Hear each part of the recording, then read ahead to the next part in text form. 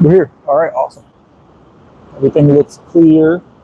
Hopefully y'all can hear me. Hopefully that's also clear. Get this microphone adjusted properly. Should be good to go.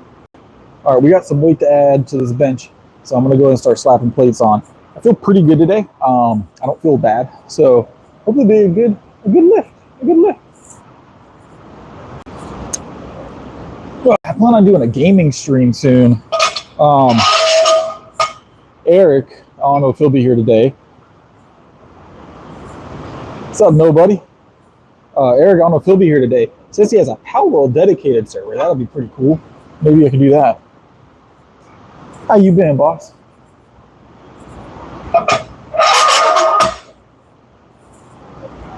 All right, we're gonna warm up, obviously.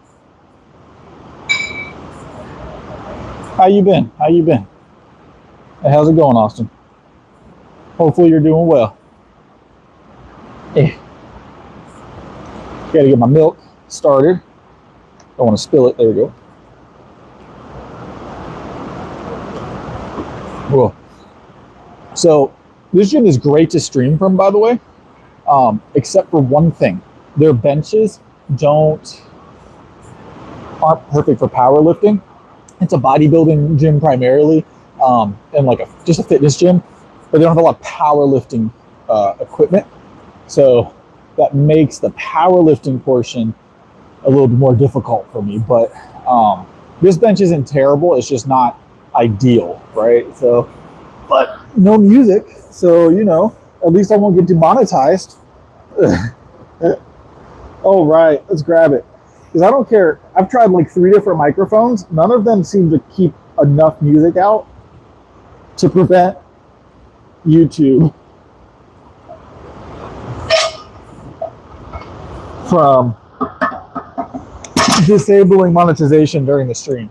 If that makes sense. So, I'm doing well. Austin. I have a feeling it's going to be a very quiet stream because it's like middle of the day, which is very abnormal for my streams. So,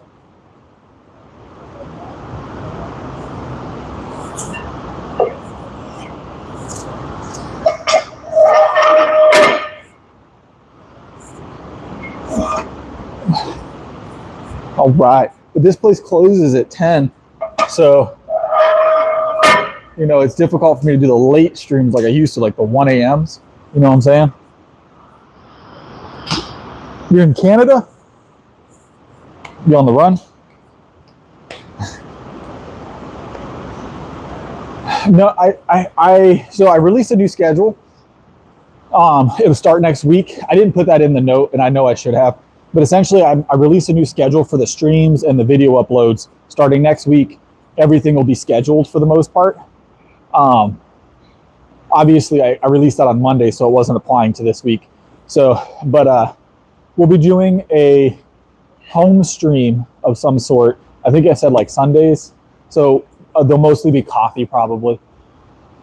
What's up, AC Walker?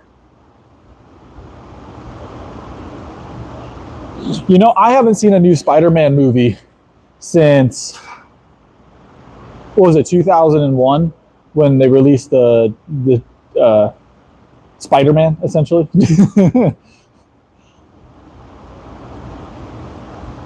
I don't watch movies. I've never even seen a full Avengers movie. All right, let me hit this full 225 real quick, and then we'll talk some more.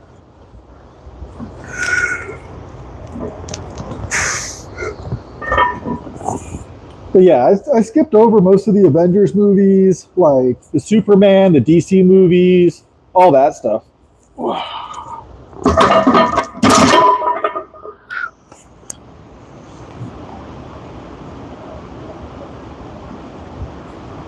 No, I haven't even seen Endgame. No. I've seen bits and pieces, mind you. I've seen bits and pieces. But hold on, guys. Sorry, it's going to be loud in the mic probably. I'm adjusting it.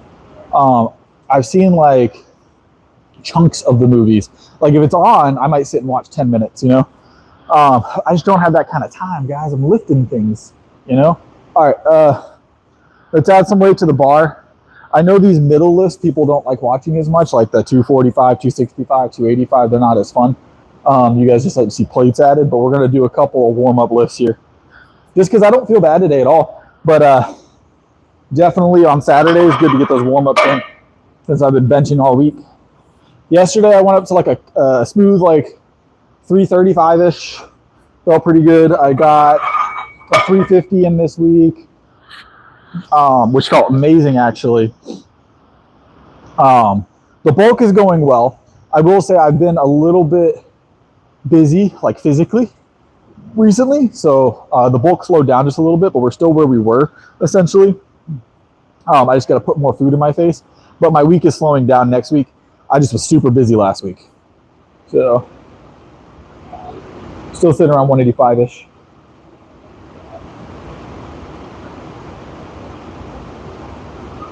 Did he? He got that much bigger? I mean, that's the thing, right? So now here's the thing. I pay a lot of attention to that kind of stuff. Being in the, physical fitness world as a career, there is I believe that a lot of them do it naturally, normally, and for real, right? But there is a lot of actors out there, and they'll say it, like most of the prosthetics and stuff are so good now that even if they do get big, they still wear them, like you can't tell the difference. They look almost, real, the prosthetics they have now. And then a lot of that's being, but some of them are just big. Like there are some actors that just take it that seriously, which is cool. But it's always interesting to find out which ones took it that seriously and which ones didn't. Because there's actors that have done like some drastic body changes for movies. People, what was the guy? He was I don't do actor names, but was it called like The Machinist or something like that, or The Machine? He cut down his weight to like 97 pounds. I don't do actor names, like I really don't. So, all right, 245, another warm-up rep. Let's get it moving, guys. Let's go close grip. Let's go super narrow.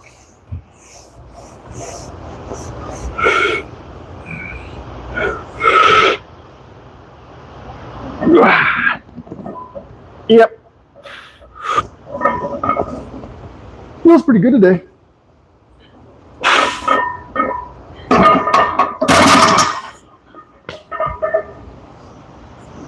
Feels good today. Christian Bale, that's who it is, yeah. So I pay a lot of attention to like the nutrition side of those things. And people don't realize, if I'm not mistaken, he was drinking a cup of black coffee and eating an apple and like a can of tuna. Like that was his diet. It was like a can of tuna, an apple, and a cup of coffee. I don't know if that was like it for the day, but it was like negligible calories, just enough to keep him alive for that role. So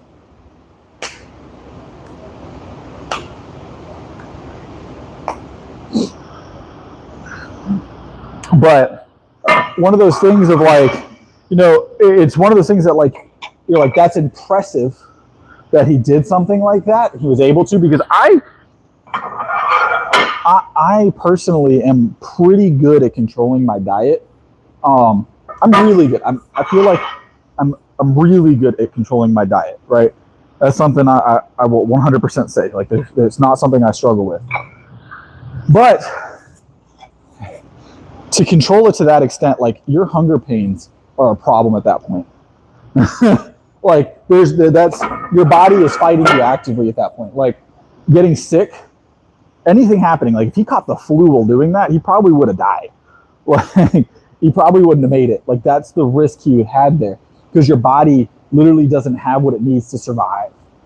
So I'm gonna make an adjustment to my camera here so you guys can see the weight.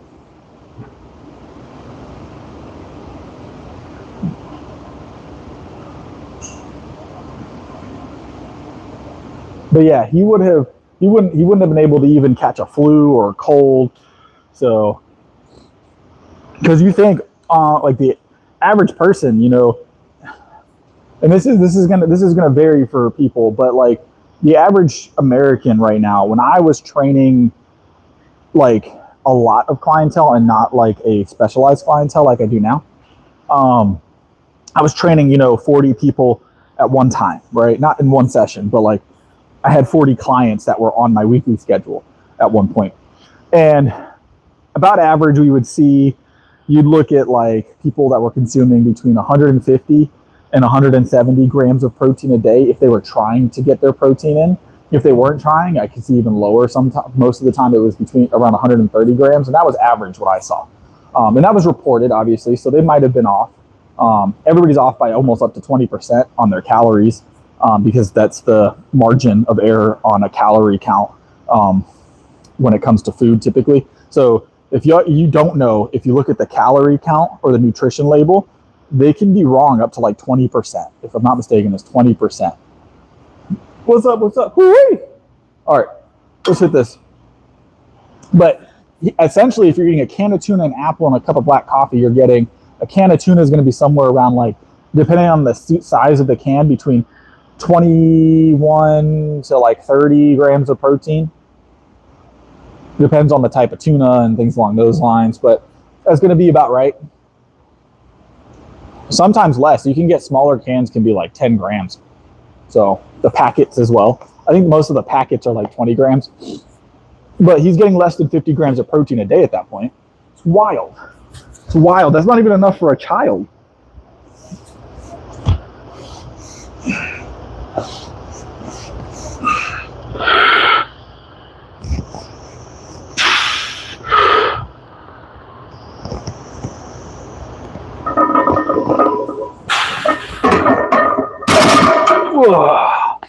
So good.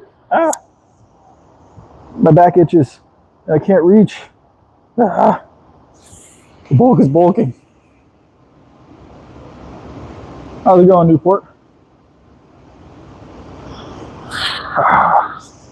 The arms are getting substantially larger during this bulk. By the way, I've noticed, like, there's no, like, to itch my back, I have to go over the same shoulder for the arm, and I have to go down. And I can only get to, like, shoulder blade down. Like, crossing the chest, this is as far as my arms go across my chest now. Obviously, I have a larger pectoral as well. Bench is what I do. But this is, as if I squeeze.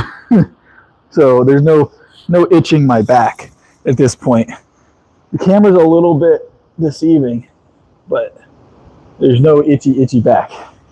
For those of you that don't know, if you ever see a bigger guy at the gym and he's got his back against the machine itching it, it's because he has to, not because he wants to be weird, but because he can't reach the itch. All right. I understand the struggle.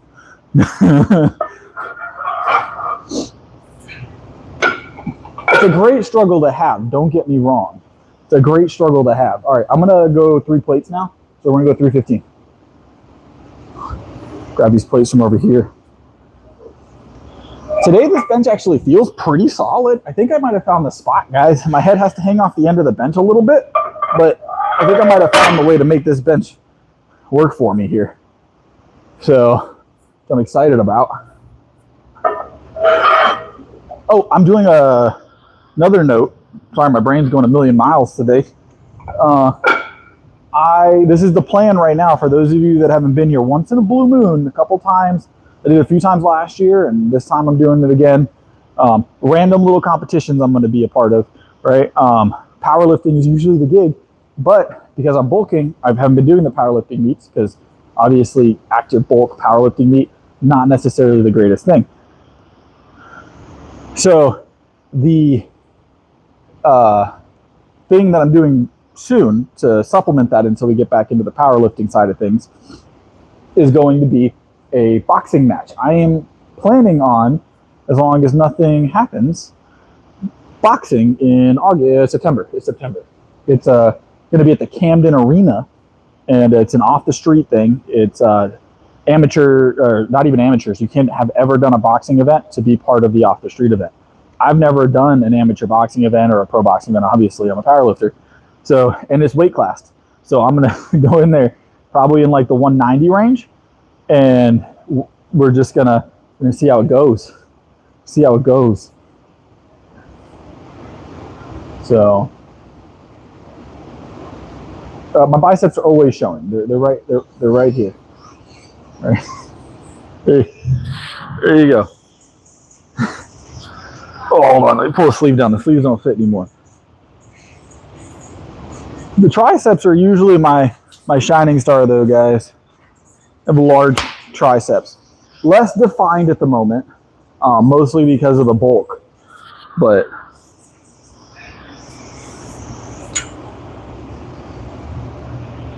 all right, let's grab this.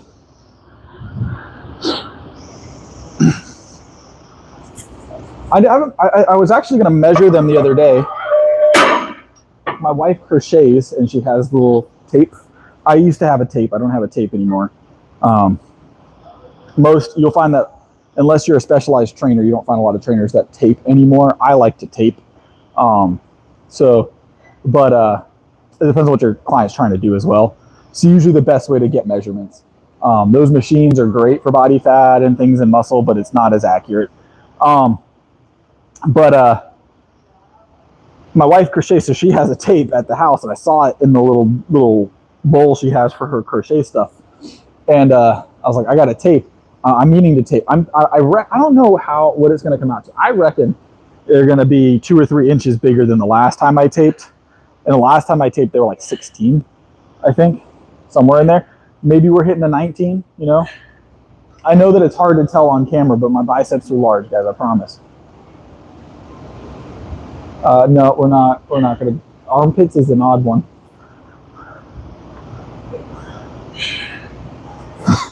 That seems very specific, man. That seems very specific. Yeah, that's what I'm saying. That's what I'm saying, Swagger. That's very odd. Now, you can have muscles here in your armpit. Like, there is a muscle here, like right here, right? But it's not something people talk about very much. Unless you're in like a pro bodybuilding environment, that's not a very common one for people to want to see. So, that is actually a new one. I've never had anybody ask to see my armpits. I've had people ask to see every other muscle on my body, but not armpits. That's a new one.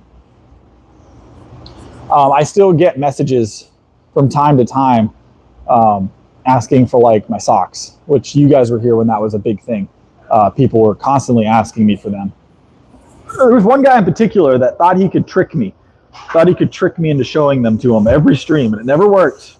It almost worked the first time before I realized what was happening. I was like, no.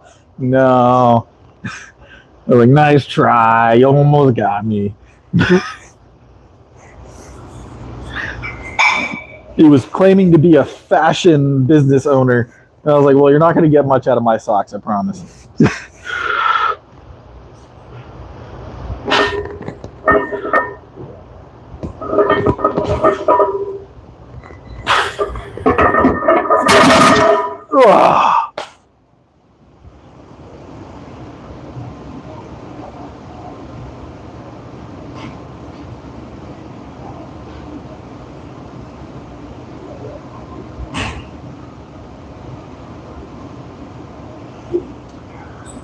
For a 1 rep max on flesh.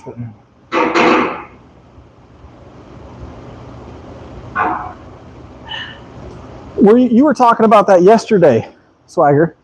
You were talking about that yesterday, if I'm not mistaken, on that other stream, weren't you? There's a guy streaming yesterday. I was in that chat for a minute. I don't know if anybody recognized me.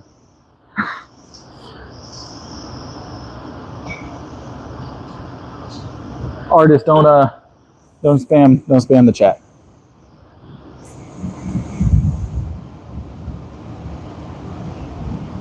We always get the weird stuff, man. We always get the weird stuff.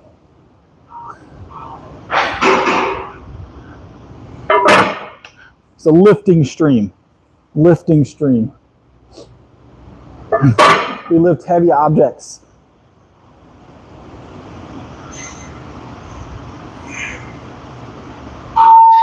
Yeah, I was going to say, you've been here before. 15% or more, he's also been here. But I did change the channel name a while back. I wanted it to be more generalized because I'm doing a lot of other content right now too. So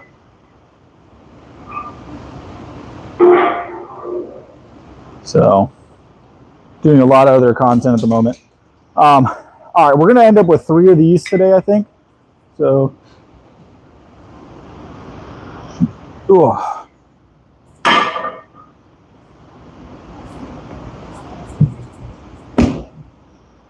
This, I will say that the one thing I do like about this bench is it's very, like, the depth of it is great. Like, it's very, you can dig into it, but the width. If this bench was like 2 inches longer, probably in that direction, and then like maybe an inch wider, this would be probably one of the best benches I've been on in a while. But it's just missing like that much more. It's just a small, like a smidgen of bench I need more for this to be the perfect bench. If you guys have ever laid on like a powerlifting bench, it's so nice. It's like, it's night and day, man. It's night and day. All right. We're gonna do another 315 press real quick. I'm getting a lot of blocked messages. I can give you some tips.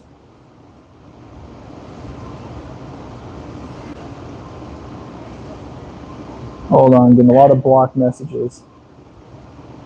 All right. So feet placement as far as bench.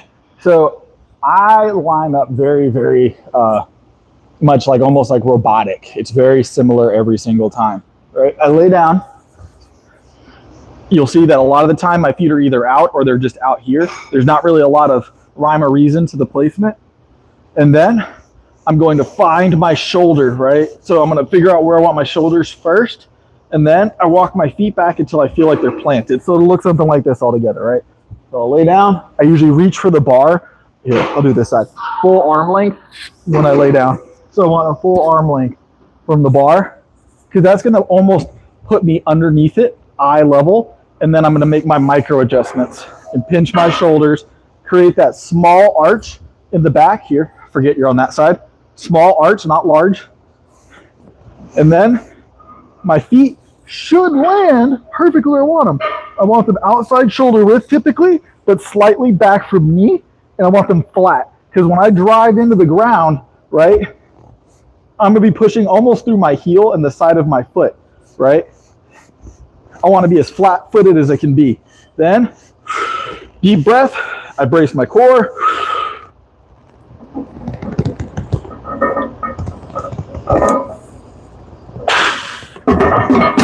And I release my breath at the top. Now, I'm going to show you guys how much. Hey, what's up, Martin?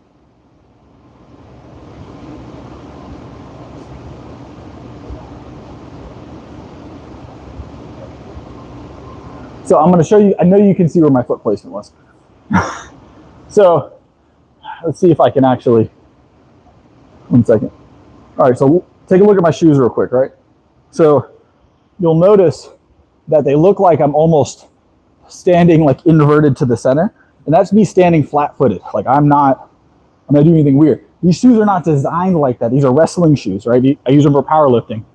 But you'll see here that the wear, like this is flat here. So it's hard to tell. Hold on, right? That's flat, including that fabric there, because it's pressed into the ground, because when I'm benching, my feet are pressed so hard to the ground that they round up like this, right? These shoes are very tight. They're size 13, right? But you'll see that the inside here, it's hard to tell. Inside here, right, is all worn. This side is not worn, right? You still have most of your like tread, your shoe tread pattern, right? You will even see there's a split in the fabric here. That's one of the driving points. So that's towards the back, like right before you hit my big toe is right here. And it drives into the floor. So, and it's the same on both shoes. You'll see that there's a cut there, right? And there's actually starting to be some separation in the rubber. I wear my lifting shoes out because I go through them pretty quick. But you'll see that all that wear is up in here, up in there. And that's because of how I'm driving my feet. That's because how I'm driving my feet.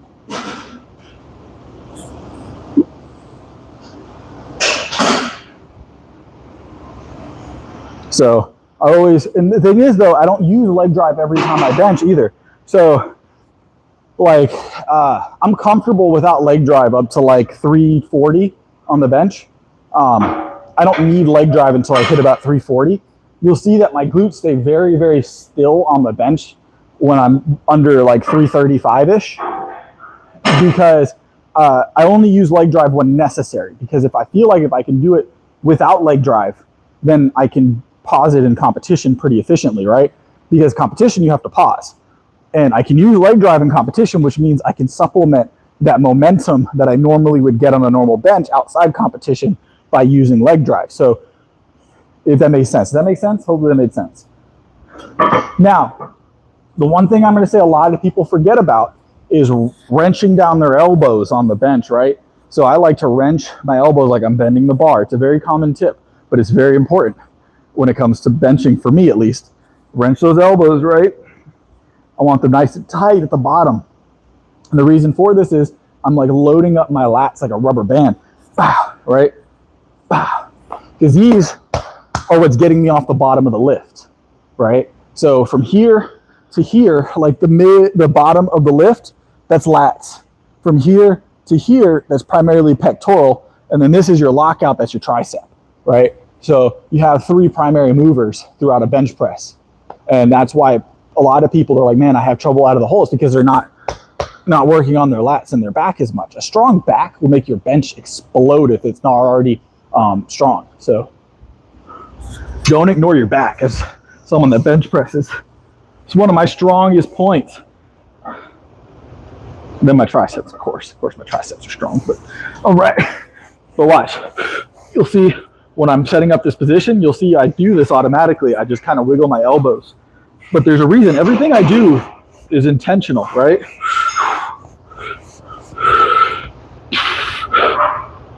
No leg drive.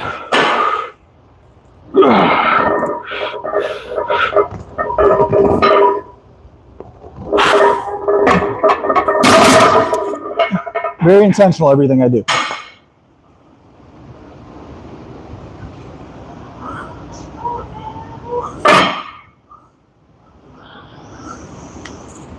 All right, we got one more 315 today.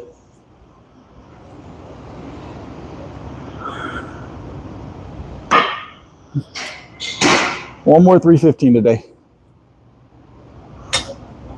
Another thing that you can do to really help build your bench, if you ever need to do so, this is how I do it personally.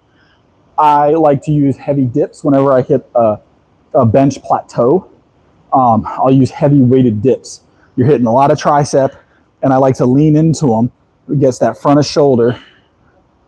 Yeah, we already beat that, Ryan. We already beat that. We're working on 3. I think our next big one's either we haven't hit 375 clean yet, but we're bulking right now, so we'll have 380 very soon. 380, 385. But we did. We already pushed past our 365. How you doing? How you doing? I don't remember. Did you change your screen name? I try and keep up with everybody, but Ryan22, not something I recognize offhand. There's been a few people we haven't seen in a while, but almost always I remember their names. So, all right, we're gonna do another 315.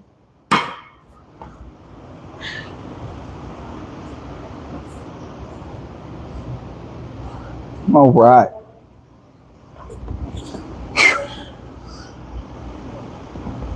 All right. Oh, I am. By the way, I'm using the raw pre-workout I did the video on the other day. If you haven't seen it yet, go check out the video. It's Sam Sulik's edition of raw pre-workout, and I will say the review stands. It's about exactly how I explained it during the review. I did a single scoop during the review, just one regular scoop. Approximate, you know what a scoop could be. It's different for everybody. I'm like 185 right now, give or take a half pound. But I did one scoop the other day when I did that video. It was a long form video. I did a full workout. It was kind of weak. And I was like, I've got to take this whole jar now. And day before yesterday, I was like, you know what? I was like, I usually 2 scoop everything. So let me just 2 scoop it. It's only like 200 milligrams of caffeine. So I was like, 2 scoops ain't gonna hurt me. So I dropped 2 scoops in there, and the 2 scoop made my stomach hurt. And I was like, wow. I was like, I take 2 scoops of everything. There's only been one other time when 2 scoops hurt my stomach. That was a different pre-workout. But 2 scoops. I mean, bad stomach. I don't know if it was just like I didn't have enough food on my stomach. I don't want to say it's the pre-workout's fault. But then I did 2 scoops yesterday. I was like, well, let me try 2 scoops today, and it made my stomach hurt. Which I'm not saying it's the pre-workout's fault. Obviously, that's not how it's designed to be used. It's designed as a 1 scoop. But I needed more of a boost than it was giving on 1 scoop. So that was a personal choice I made. I don't recommend it. And I'm doing 1 scoop today, like 1 1/4, to see if I can get enough like energy without making my stomach roll. So, which I feel fine at the moment. So obviously it was a misuse issue for me on yesterday and the day before. The first day I did a standard scoop though, and it's still not the greatest pre-workout I've had.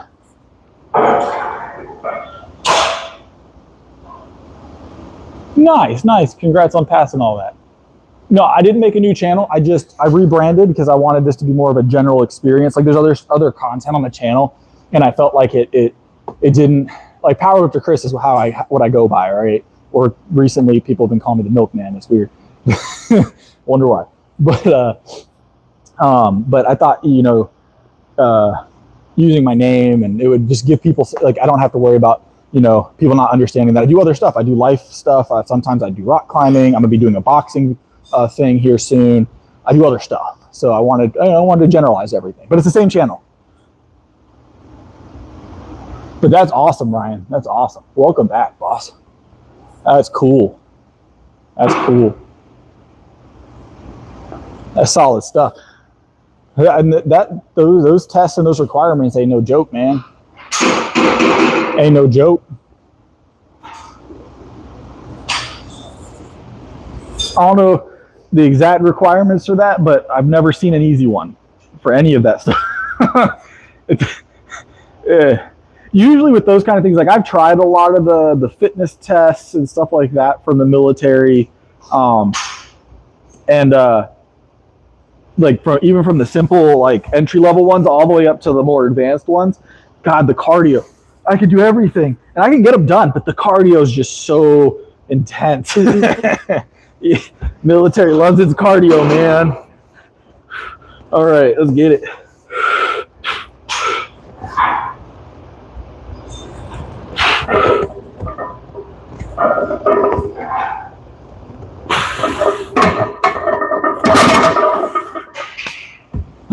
Military loves its cardio, man. Appreciate it, Martin. And you guys know I'm not a cardio kind of guy. If I can avoid it, I do. I actually have pretty good cardiovascular health, though, believe it or not, because I inadvertently end up doing more cardio than I want, or than I need. As I work in the fitness field, guys, if you ever wondered, why does Chris do so little cardio?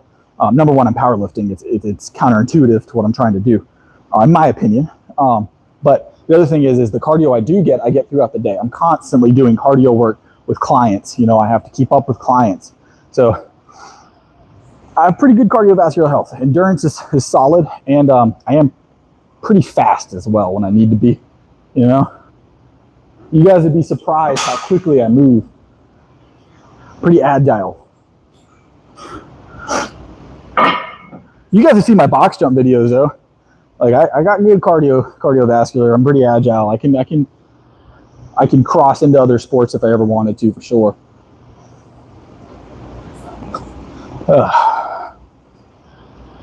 I'm not going to be an Olympic track athlete anytime soon, but I feel like I'm pretty close. Maybe not. All right. If I had I do have a place to test it, actually. There's a football field, like a public one close by. I could test it one day. I'd need to get a couple people out there to time me. What's the one everybody wants? It's a 40 yard? Is that what everybody was asking me for at one point? They were asking me to do 40 yards, see how fast I could get it. 40 yards is really far, guys. It's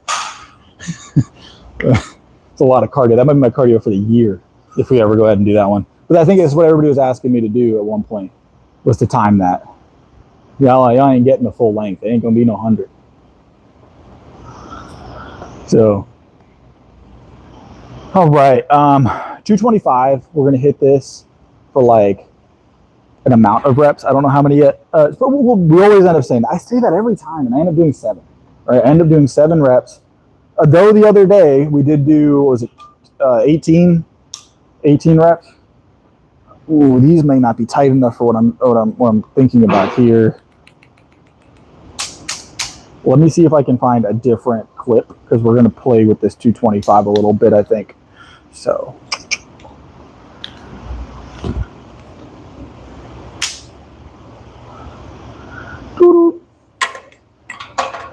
There's, these will work probably. These look sturdy. Yeah. I think they'll work. We're going to play with 225 for a little while, just some toddler weight. All right.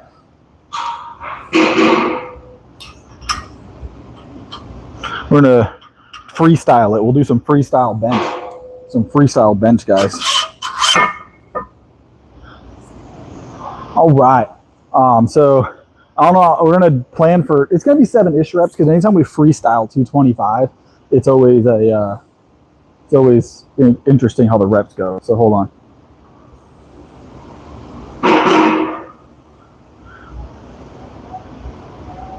Yeah, it's always one of those things, like, you don't know. Here, I'm not gonna be able to read chat while I'm doing this, but I wanted to get y'all the best angle possible for this. So you guys are just gonna have to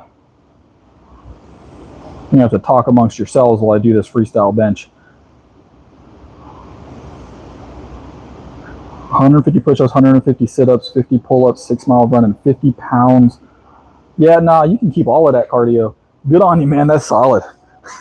You can keep it all. I'm good. I could get most of it done, but that swim is gonna kill me probably. That I don't think I've ever swam a half mile on purpose or on accident.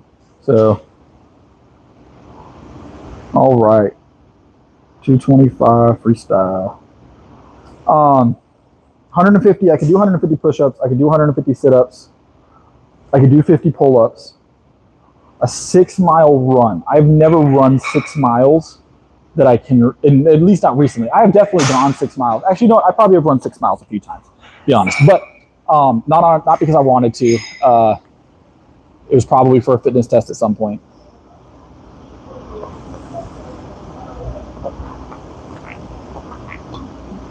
But I wouldn't do it. I wouldn't do it right now. Doesn't sound like fun. All right, so these clips should be enough.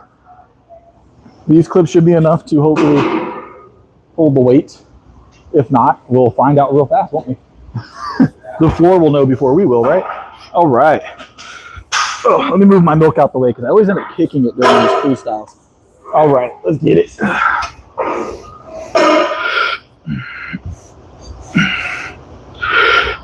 Yep. All right, let's test it out.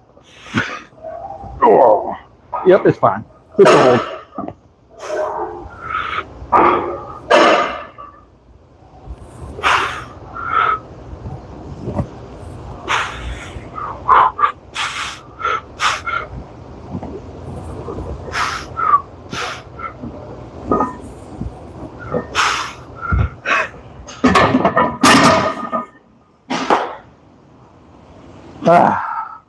The balance on that bench is, first, my shoulders are too wide for that bench. So balancing is a trick. Balancing. Oh. But I managed to get it done just for you guys. Just for you guys. Oh. So that's the bench for the day. Let's do,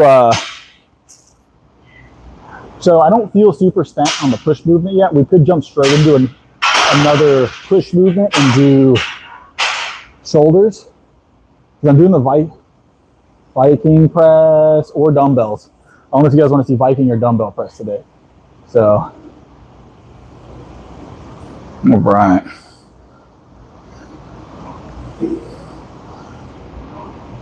Hold on, y'all.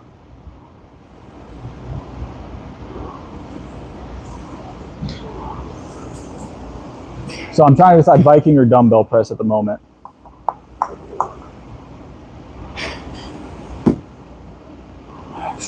I think we're gonna go. Have I done dumbbells this week is the question. I believe I have done dumbbells this week. I haven't done Viking press this week. So I think we're gonna do Viking press and then we'll do curls after that. We'll do probably barbell or easy bar curls. So, but let's go ahead and move on. Let's move on to Viking press. Have a good time. Yeah.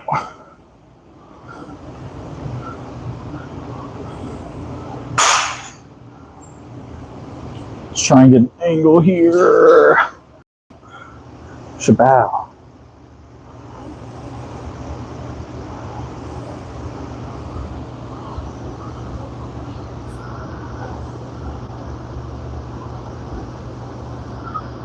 All right, Viking press is up next, guys.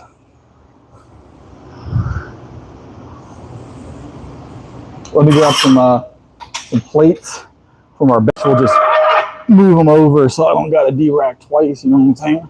Or D-rack, re-rack, or D-rack, you know what I'm saying?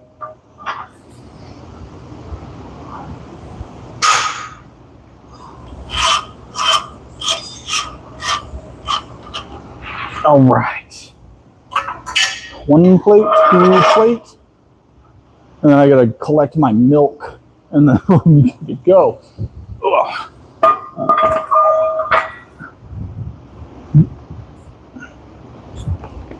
All right.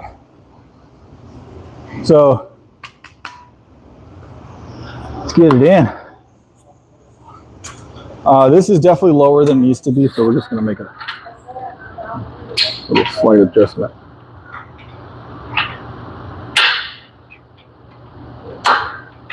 There we go. Much better. All right.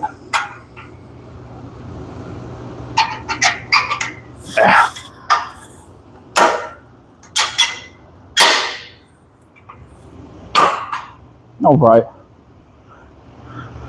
How's this angle, guys? Oh, let's flip it. I think I can get that same angle if I flip it. We'll just come here. That angle will work, right, guys? You guys like that angle? You guys can see the full press, and I can see chat. All right, so I've never really adjusted these handles for this movement. They're always usually where I want them, or close at least. I'm gonna stick to a 3 on the adjustment for these handles. Keep it with that slight invert, like inverted. So, boom, boom.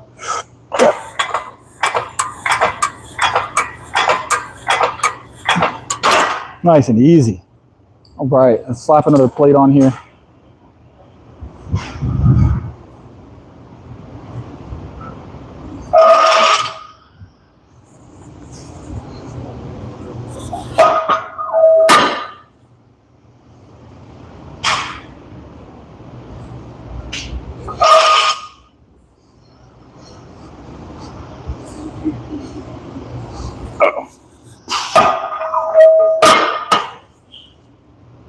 All right, so we've got 2 plates aside.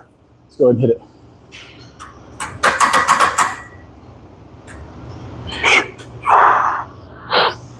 Ah.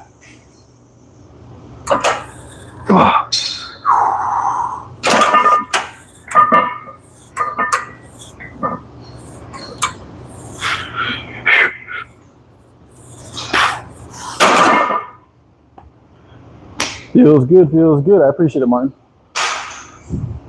All right, we're gonna go 3 plates aside, guys. Let me go grab a plate from over here.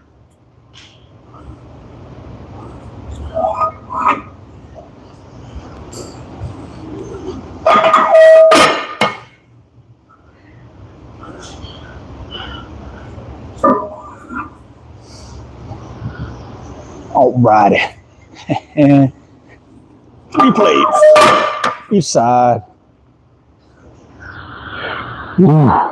All right.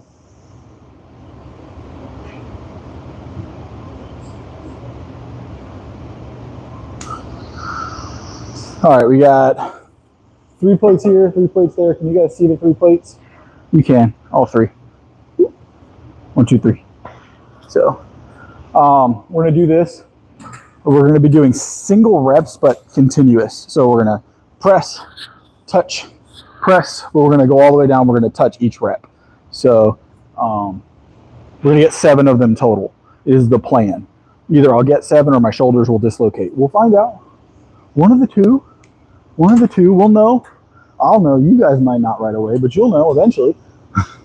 Yep.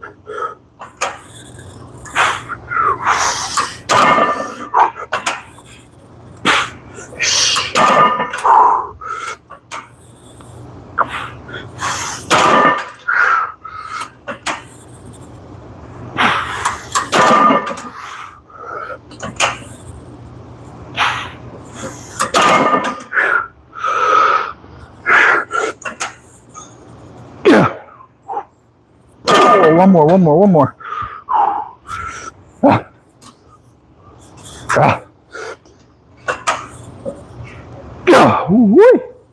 Let's go.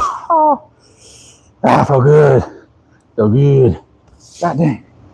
Whew. Deep breaths. All right. This 3 plays aside for 7 singles, kind of, but they were continuous for the most part. I always like doing the stop and goes, though.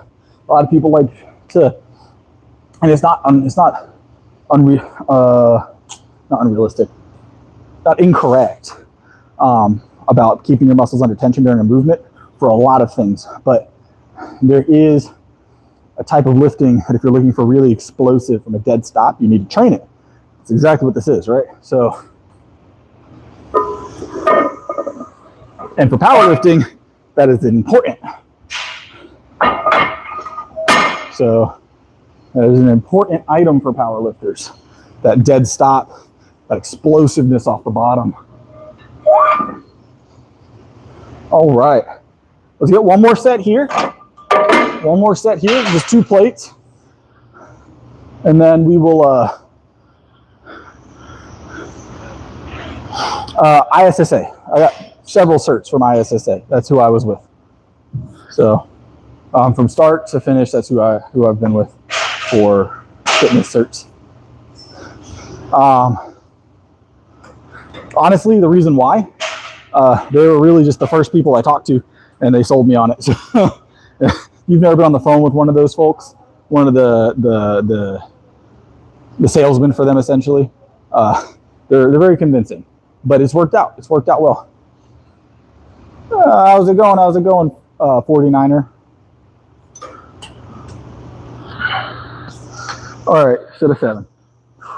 But realistically, there isn't a big difference, in my opinion, between a NASM, ISSA, ACE, whomever you want to go through.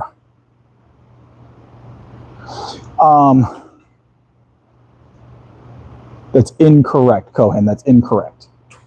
I'm 99% sure you're wrong, 49ers. There's a slim chance, but it's almost always the opposite.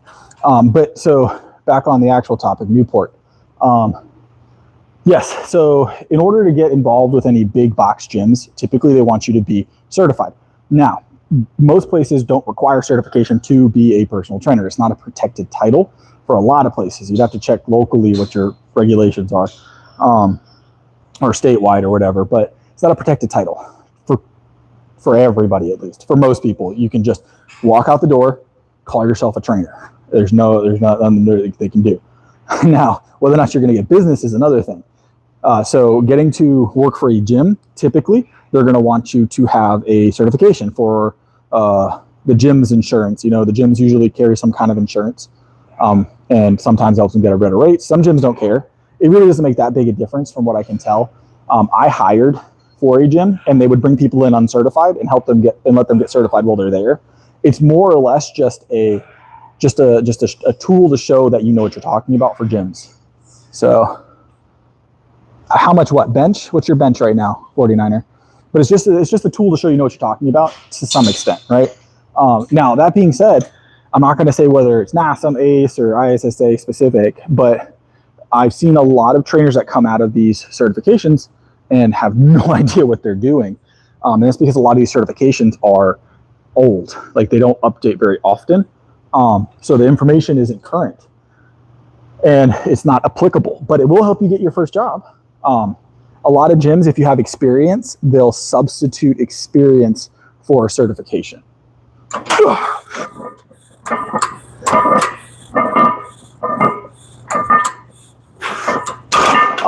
Now, that being said, would I go back and not get those certifications in the first place? Absolutely not. I would still do the exact same thing I did to get those certifications, as far as, you know, getting one.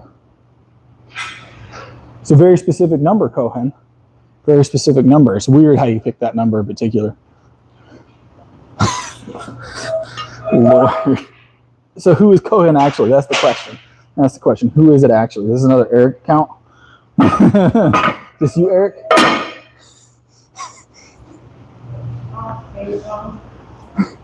Just happens to pick 5 pounds over. It always happens that way. Somehow it's always happening that way. Crazy. 290 solid. Good job. 290 solid. What, are you deadlifting? Are you benching?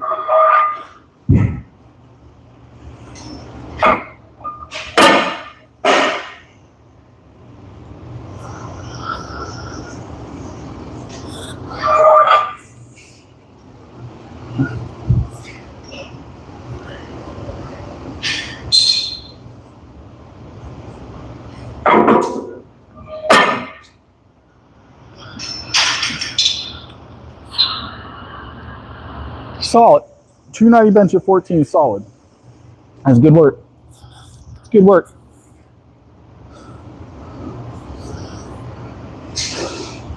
All right. We got arms to do. Ooh, that light was terrible. We got arms to do now, guys.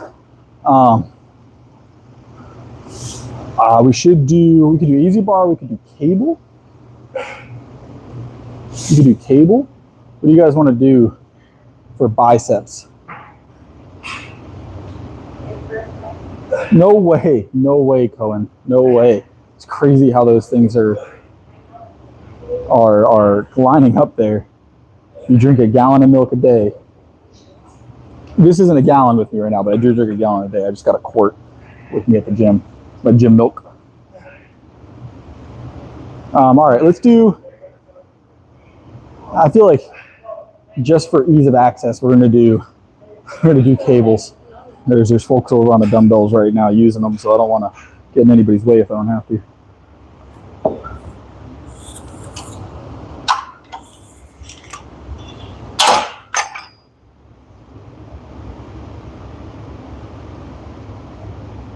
Is that right? You're just that large. Now that light's terrible, man. How am I gonna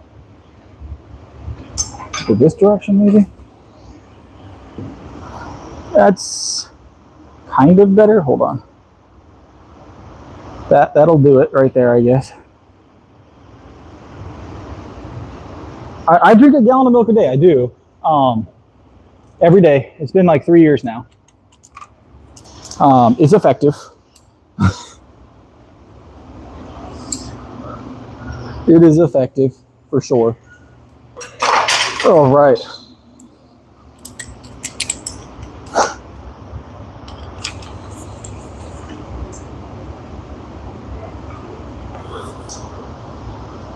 There we go. Let's try and be courteous. All right.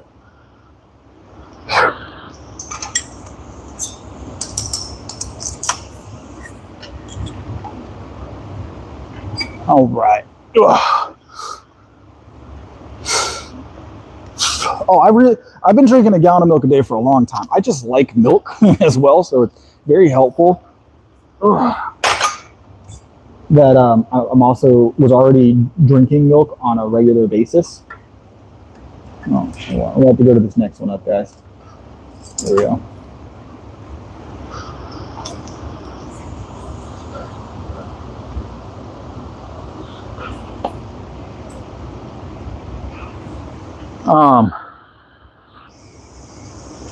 But yeah, it's helpful that I like dairy products to begin with. Like, it's whole milk. It's always whole milk for me.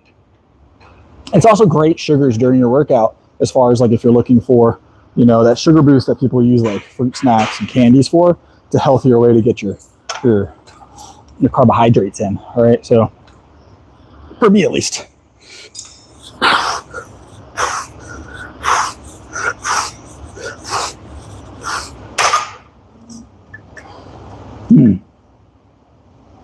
Let's see if we can tap the block on this one. Dextrose. Ooh. But so the things you guys usually don't see, I've done my full pre-workout meal on camera before. It's not like I'm hiding it, but generally there's a protein right beforehand as well, like a lean protein. Like today it was one of the Chomps meat sticks. I did a meat stick, and then there was some orange juice for that initial bump in blood sugar, and then now the whole milk throughout the workout. So that was my pre-workout meal. Was like an orange juice and a meat stick. That was like my snack, and then I'll drink the whole milk all the way through the workout. So, but mind you, my workouts run for almost 2 hours. So you need, in my workouts, I like to have continuous calories and sugars. Yeah, it's not for everybody. It's tough. It's something that most people have to adapt to over time. If you're lactose intolerant or for some reason can't drink dairy, it's very difficult.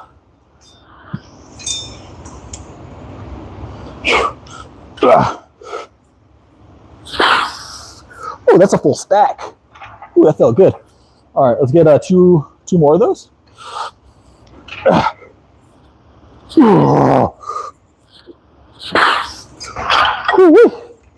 Felt good. That's gonna drop.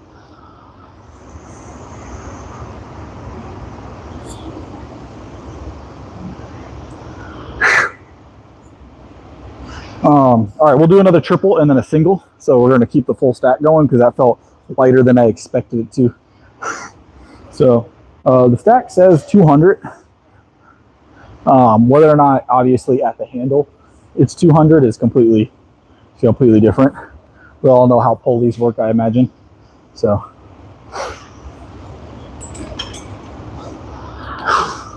all right, let's grab another triple here.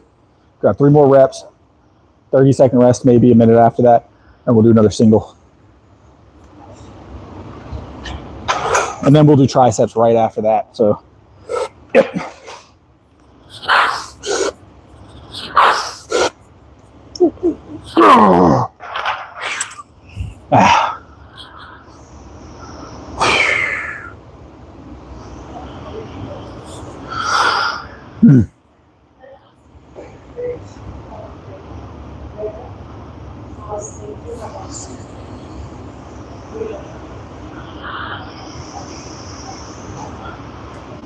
You been in this gym before, or you been in this stream before? This is a nice gym. It's a very nice gym. I'll be coming here off and on since it opened, but all brand new Arsenal strength equipment. So you guys saw the Viking press. You don't see it anywhere. And the gym is immaculate all the time, which is nice. So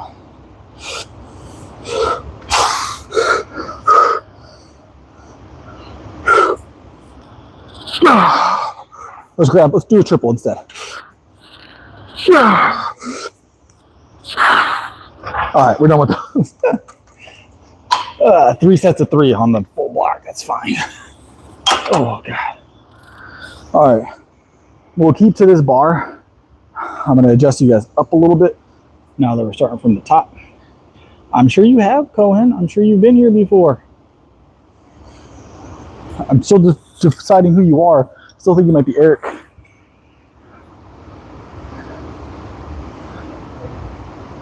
What's up? What's up, Levi? How's it going? Welcome back, boss. Yeah, this gym closes at 10.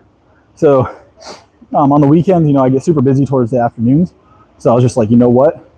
Let me go in, do my workout early, get the stream going. Otherwise, we weren't going to get a workout stream this week. And I was like, can't miss the entire week. We've done other content, but not workout stream yet. So I've definitely been working out, don't get me wrong. Use your uncle? I bet. I bet.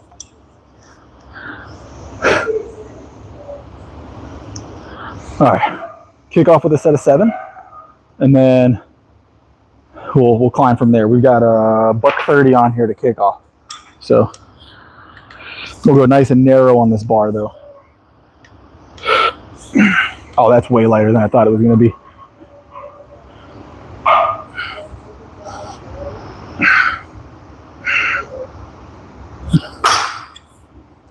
No, way too light, way too light. All right, stack some more weight on it. The 170.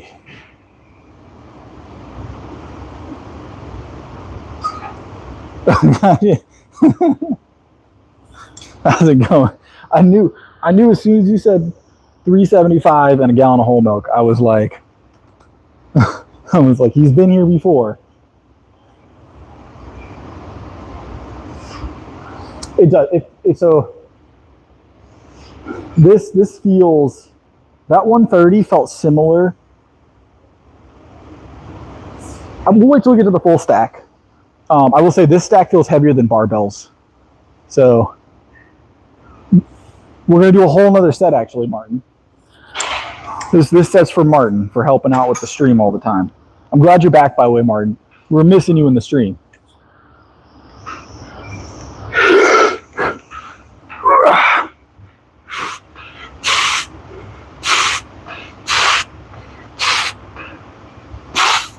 That feels a bit heavier.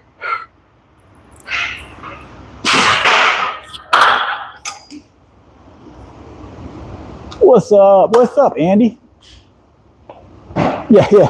I know, Cohen. I know.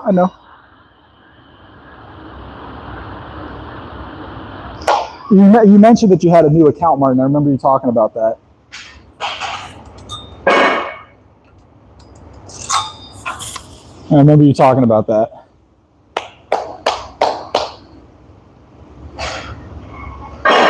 Because we had to. It feels good. We're gonna do a full stack again because that was 170 for 7. I don't know how many reps we're gonna get at a full stack, but I'm gonna go for 7. It's always a good day to lift, man. Always a good day to lift.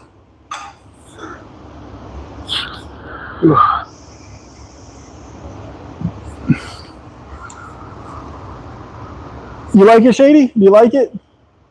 I'm glad you like it. I tried to redo the whole channel brand. I felt like it was overdue for a rebrand. So,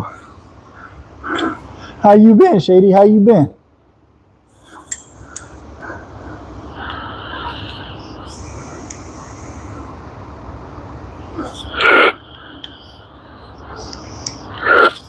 Oh, wait a minute. We might have found it right there. That's stout. Hold on.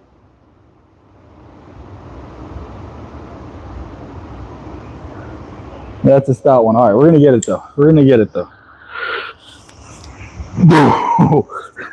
Let's get 3 of these and do a drop set, a proper drop set. God dang, man. All right, we're gonna drop it. That is a full stack. This is heavier than barbells. I would say at a full stack, this is heavier. Maybe I just really undershot that first one. That's probably all it was. Nice. That's 200 according to the block. Now, the one at barbell says 300, right? Or something like that. And it feels lighter, like significantly lighter. So that shows you what those pulleys do. They make a big difference. So every pulley reduces the weight that you feel at the handle, or the resistance, essentially.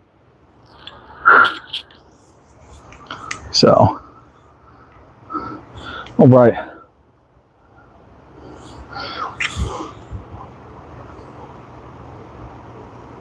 You do 205. I believe you though. We just maxed it. That was the max, Shady. That was the max. The 200 was the max.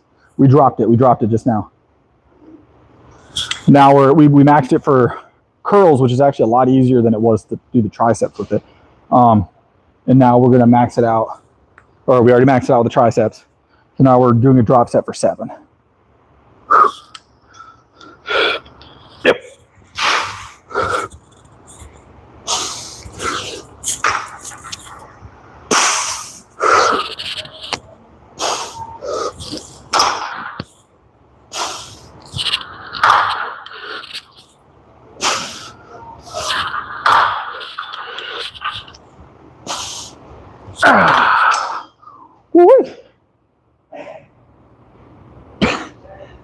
Ah.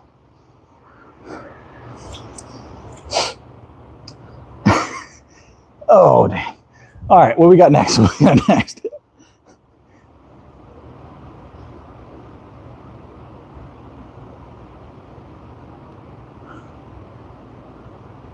No, not me, Swagger.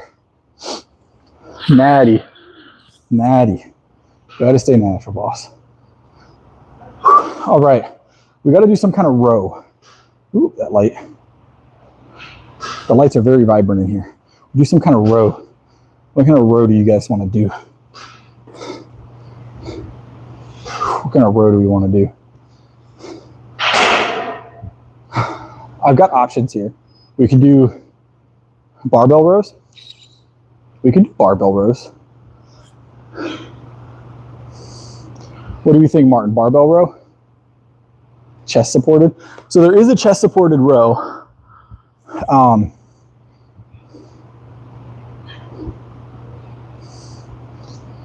But I've already done those. Have I done those this week? Yes. No? Maybe. Yes.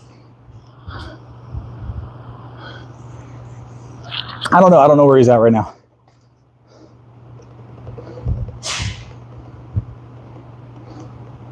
Your guess is as good as mine today.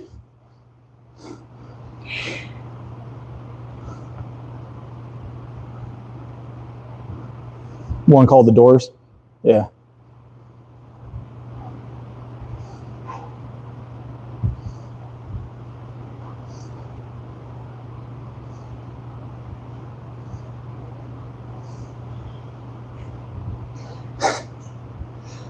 Are you talking about the big dogs? The one they're usually channel. Both those I think are channel members currently. You talking about the big dogs? They'll be in and out. It's an early stream today. Yeah, I remember the Doors account, Martin.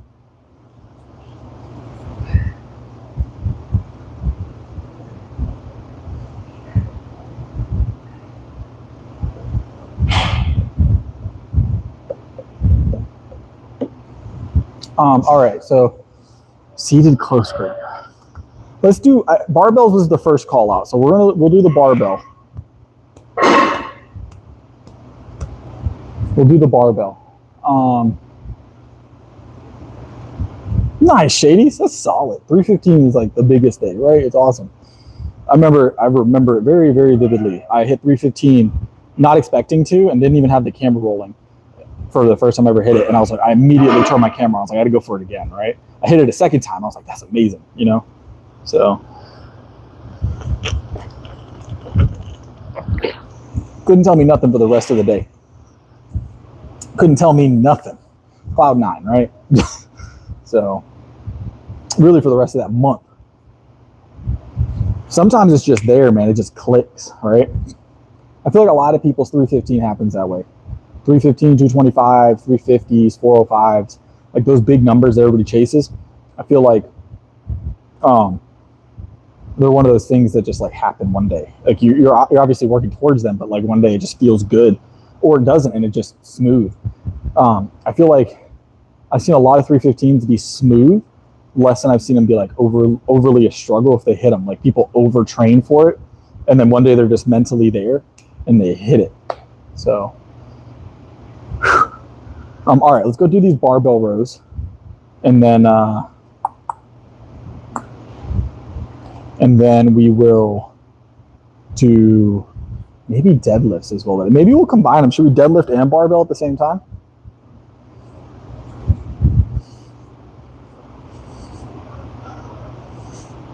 We do both at the same time.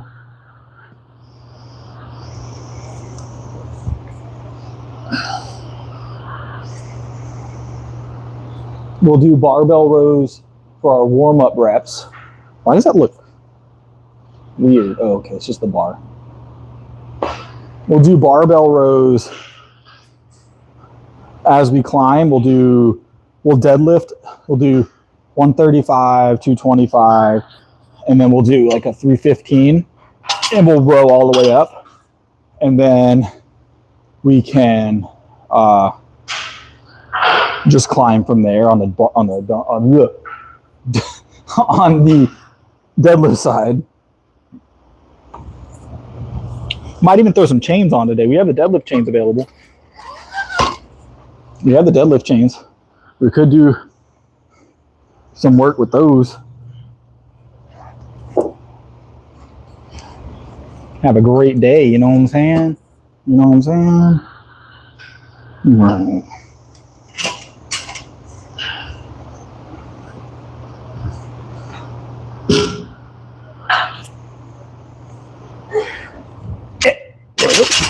All right. So we'll do sets of 7. Oop, there we go. I knew that didn't look right. We'll do a set of 7, and then we'll row it right off the back of that. There you go. The best angle y'all are gonna get. Best angle y'all are gonna get. All right. Ooh.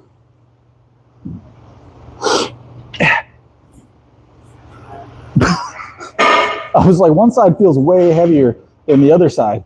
This is a 35 on the left. Let me fix it. Lord. I was like, something's not right.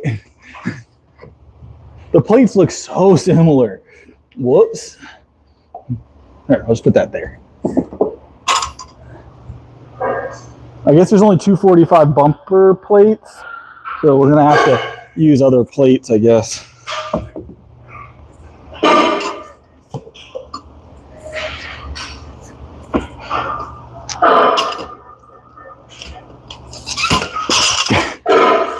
Wild. All right, now we should be good. When I pulled it, it was just like this side just felt heavier. I was like, that doesn't seem right. All right, now we're at 135. Because I was gonna row it at the top, and it felt so weird. All right, let's get it in now.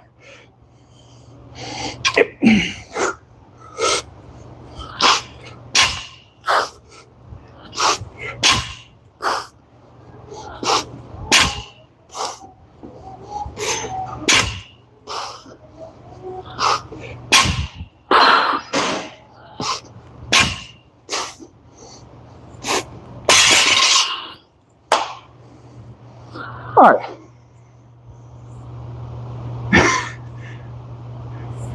All right, felt good. That first set felt good.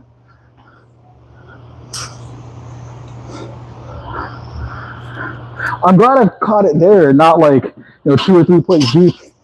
Ended up with a 20 or 30 pound differential. You know what I'm saying? So that being said, I have had it happen, and it's moved. It'll still move. Get that light out of your eyes, guys. I'm trying. I promise I'm trying. High intensity lighting. Let's try from over here, maybe. There we go. That's slightly better. But you guys can't see all the plates. How are you going to see all the work I'm doing? There we go. Boom. So here's the thing. I want to stick to the bumper plates and be nice to the equipment. So what we're going to do is I'm going to put a 35 on there and a 10. So you guys are just going to have to bear with me on the weight increases here a little bit, because I don't want to use metal plates if I don't have to. I don't think she would mind if I did, because she is a lifter herself, but the owner. But we're going to do our best not to use them. I don't think it'll damage anything, but she bought bumper plates for a reason, I imagine. So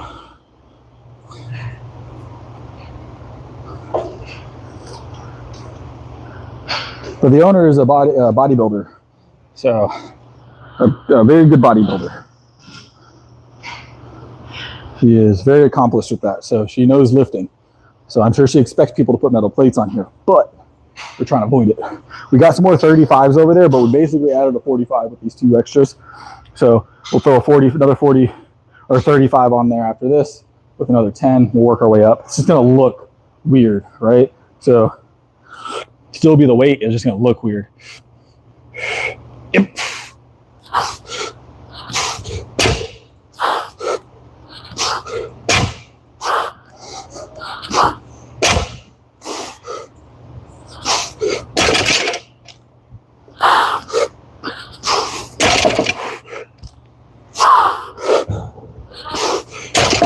What's that? 5? We'll do 2 more.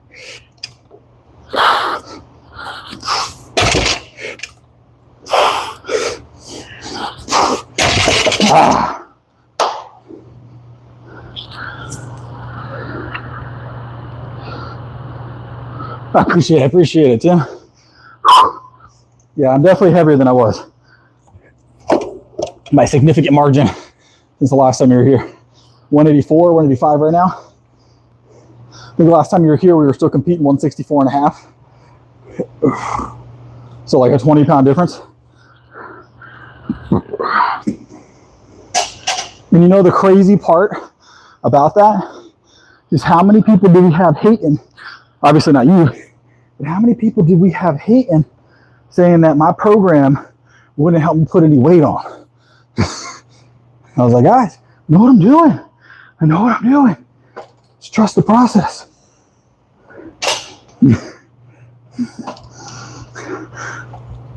Prove them wrong, right? Prove them wrong. It was a constant thing. You're not going to get any bigger.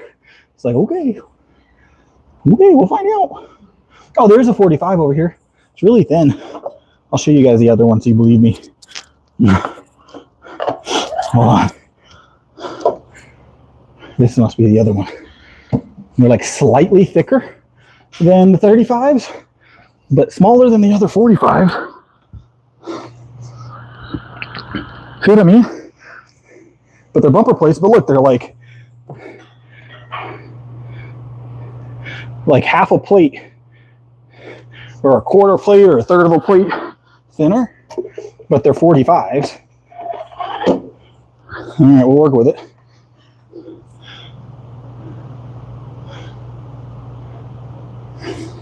What is going on?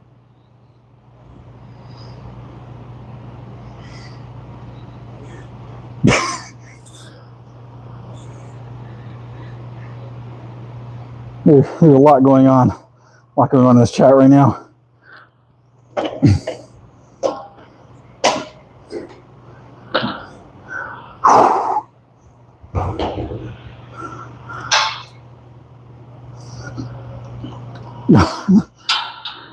All right.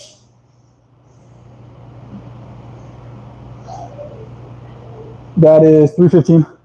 315. We're gonna hit this for 3 reps and on both. So three deadlifts, 3 rows, and then we'll do our 405 deadlift. And then we've got to do something. I don't know yet. Something. We might do some more legs. I squatted yesterday.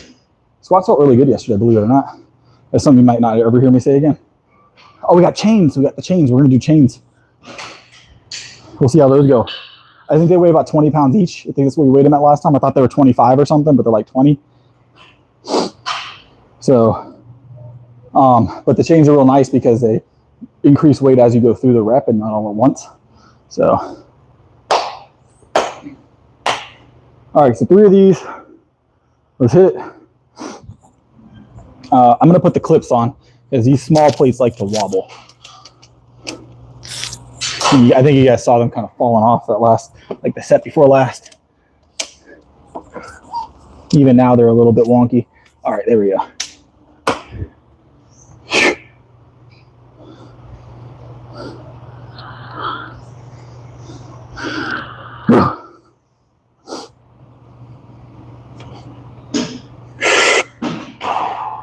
Oh, I'm prepping so much for 315, man.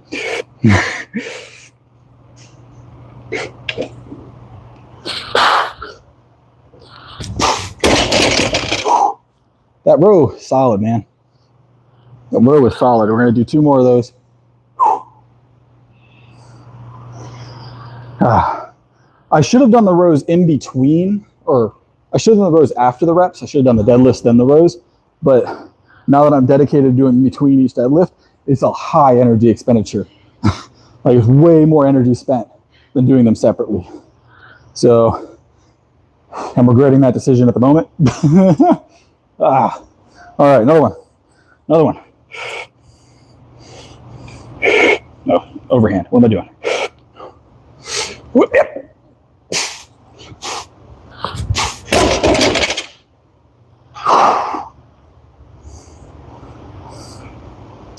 Ah. Grab one more of these.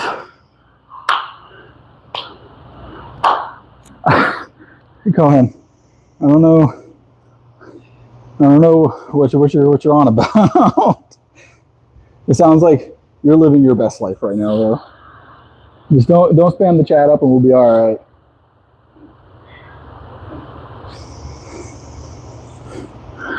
All right, one more rep here. One more rep here, and then we'll add the other bumper plates, I guess. We got 2 more to add because they got 4. We got 2 here. Yeah, we'll add these, I guess, and then the chains. So,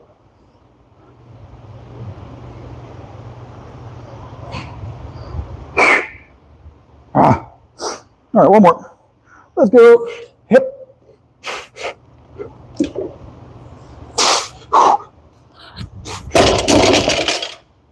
Woo-wee.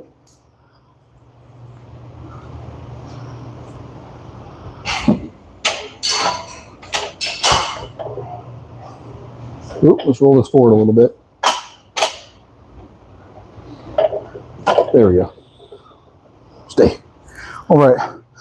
So let's see what we can add here. Because the chains have a big clip on the end. I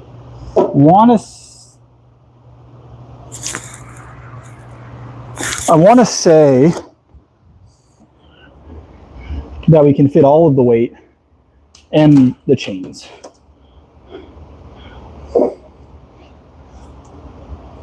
Maybe not. We might just be able to fit the chains, guys. There's like just enough space for the chains. So we'll add the chains now.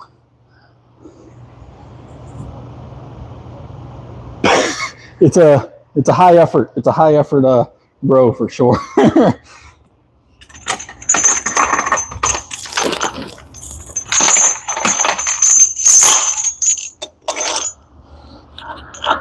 Yeah, so yeah, it's like just enough room, guys. All right. Because the chains actually bump up against the plates. It leaves me with like that much space, which I don't think is enough for another plate. It's all right though. These plates are going to be fun, so we're not going to... See, this one seems to do better. Are these different? That's a 15. No, they're the same. Why does this one seem like it has so much more space? Is the chain just... I feel like this link might just be smaller at the top here. I don't know. I feel like I have like tons of space on this side, but I feel like am I missing a plate? Two, single, 45. No, it's what I expected. All right. I don't know. You gonna roll? What's going on? I was like, why is it not rolling?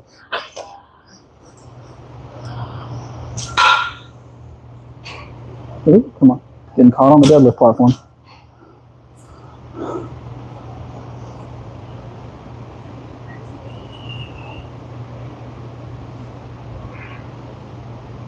Okay. Every time I look at chat, it's like a whole situation. I don't understand.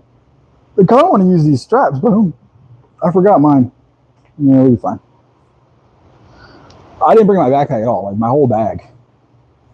I just have my setup for the camera and me and my milk. So we just gotta hit this once though. Obviously it's not heavy enough to really be concerned about the weight. I think it's probably exactly 405 with the chains. I don't know.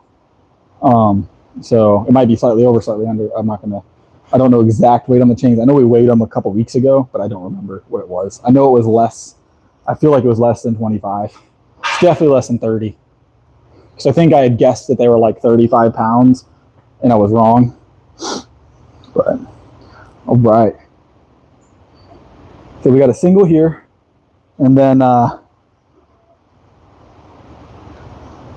we're going to do something else. I don't know what yet. So probably some legs. Ooh.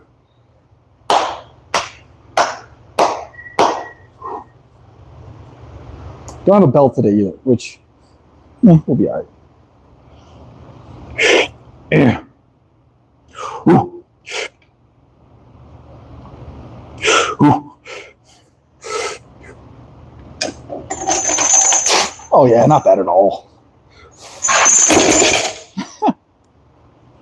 Not bad at all. We'll do another one of those here in a second. Ah.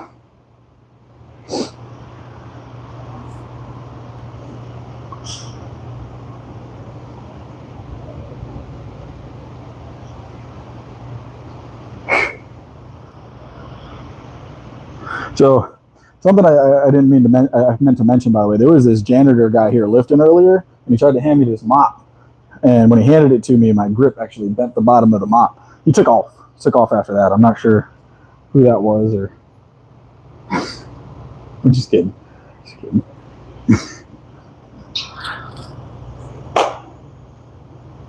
One reps are great, Devin. One reps are great.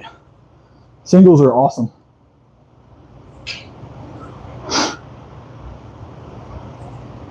If you're not doing heavy singles, are you even trying, man? Heavy singles are top tier. I don't know if Devin's being facetious or trying to make a joke about the singles. A lot of people don't like singles for lifts, but they're very effective. Heavy singles on lifts are very effective. So the whole science-based training movement tried to make that not a thing. But they're wrong for the most part. It's crazy. It's crazy how big that got. Now it died off. No one's paying no attention to them no more. No one's paying no attention to them no more.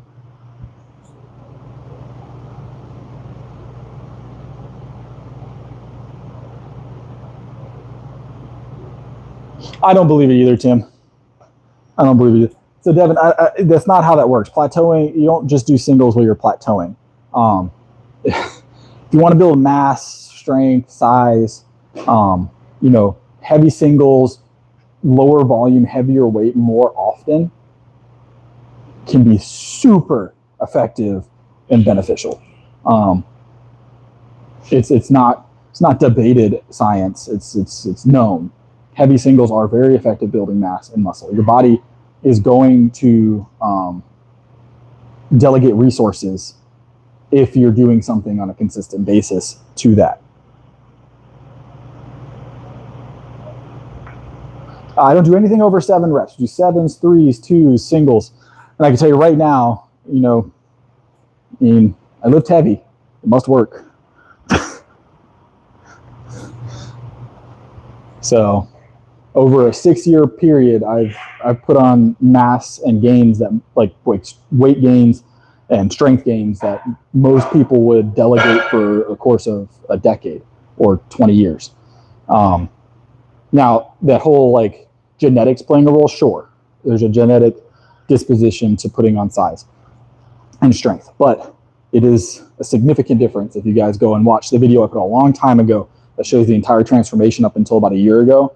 Now it's a little outdated, obviously, but you can see my full transformation from surgery. Essentially, I was 117 pounds, and I couldn't at that point.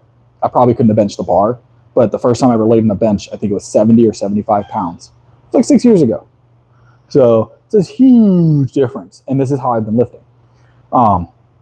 Meanwhile, you've got the science-based movement with all these science-based lifters that'll lift for 10 years, and their bench will go up, like 15 pounds.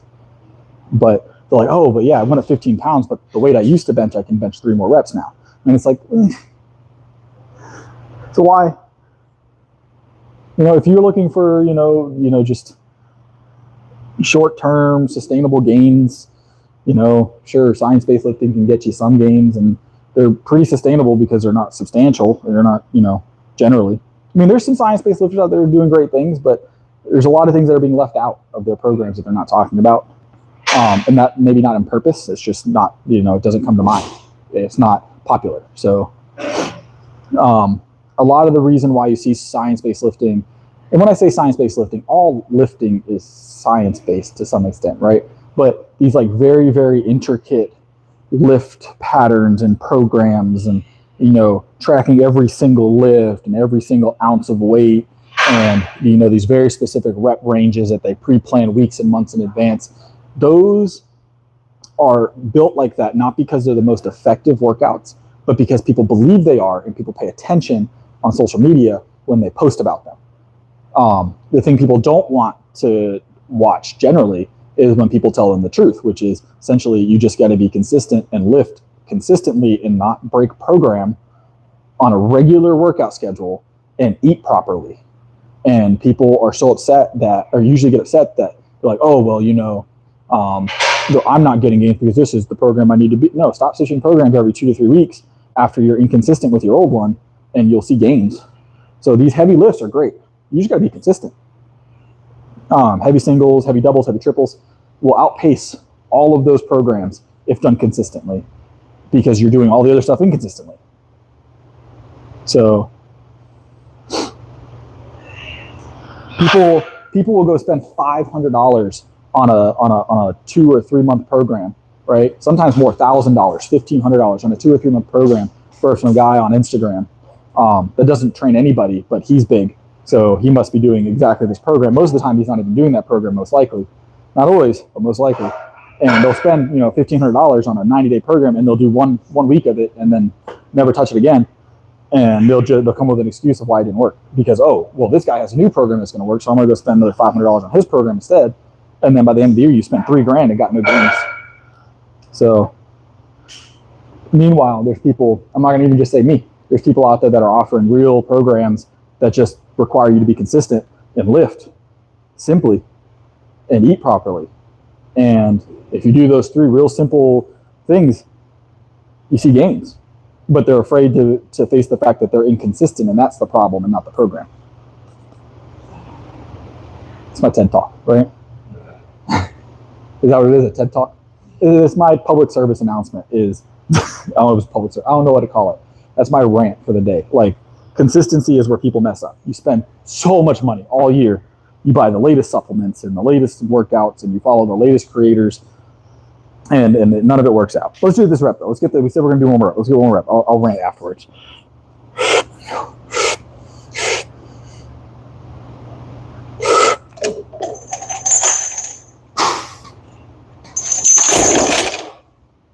But yeah, that's what it is.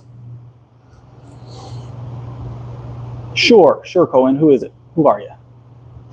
I have a feeling I know, but I'm going to wait for you to say, and we'll see if I was correct.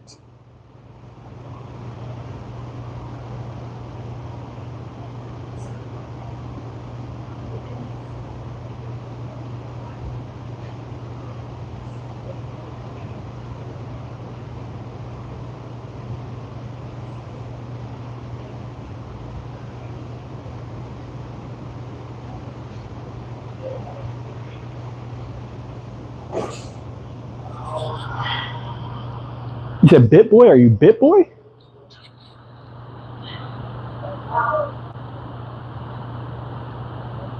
Your message floated so fast.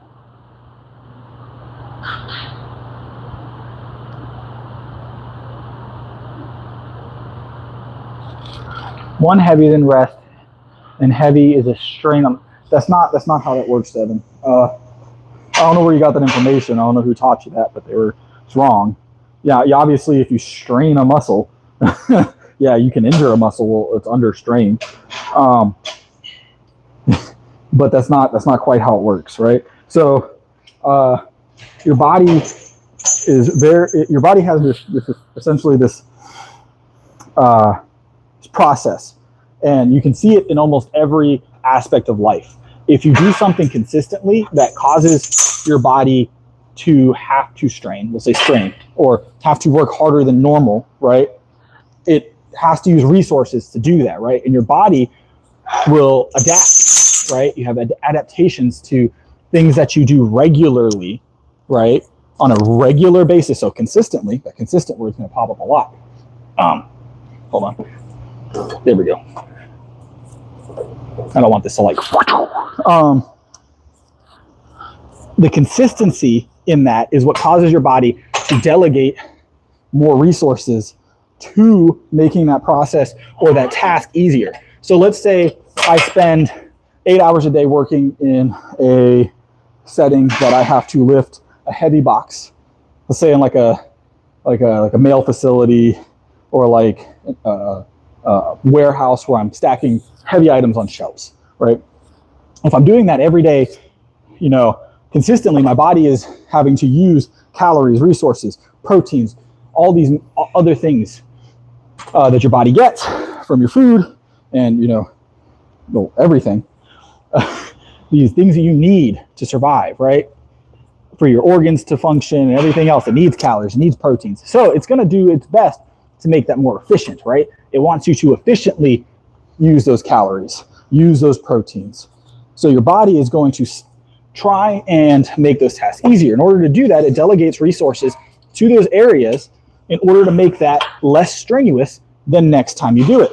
So you delegate less resources to it acutely.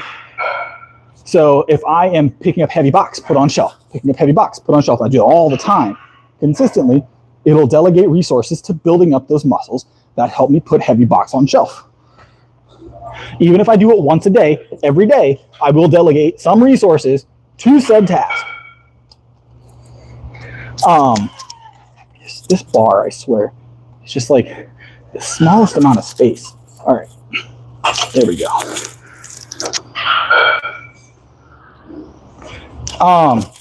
So it's one of those things like that's just bad information you have there. I don't know who taught you that, but it's bad information. It's a lot to go into, the whole science behind it or whatever. But your body delegates resources to building up the muscles that you use every day.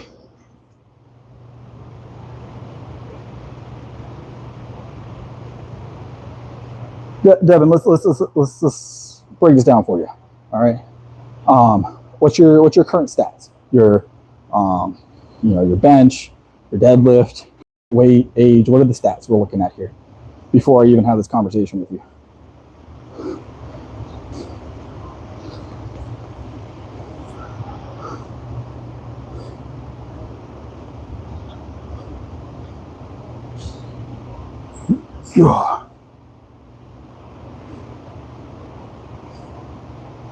All right.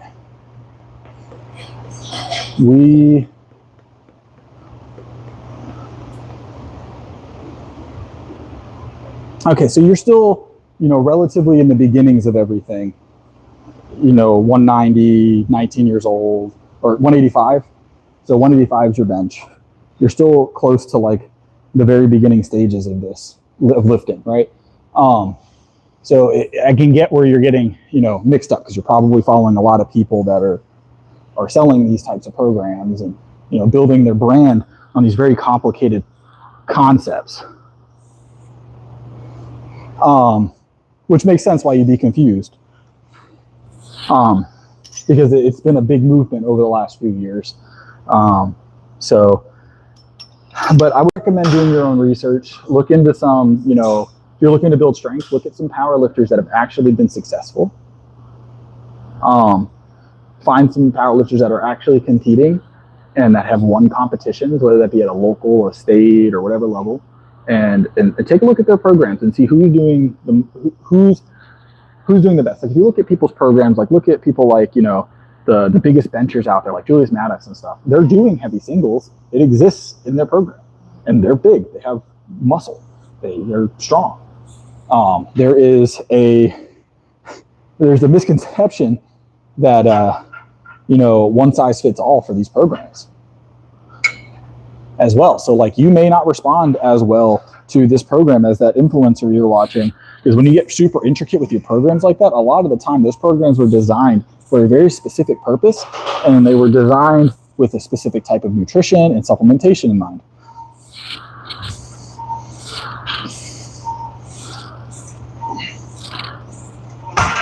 But as you progress, you'll hopefully discover these things.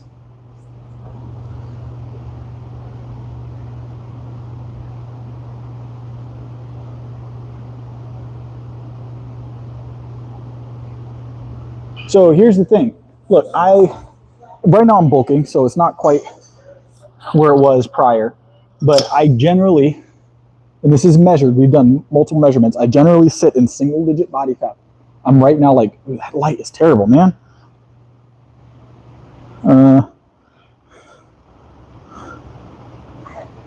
I generally sit in single digit body fat percentages, sub 10%, usually on average around 8%, 7 or 8% for the year. And I lift, heavy the entire time. I don't do a lot of high rep, high volume work, but I can, and I've proven that, do that work. So it's one of those things of like, whether you're the average gym goer or you're powerlifting movement, or what you would call a powerlifting workout, which is what I'm doing, right? It's heavy bench, heavy deadlifts, heavy squats, heavy everything. I do a full body. Is effective at building muscle. The fat that powerlifters tend to put on has to do with dietary preferences. So you don't have to be fat and to be fat and eat poorly to be a power lifter. They just do.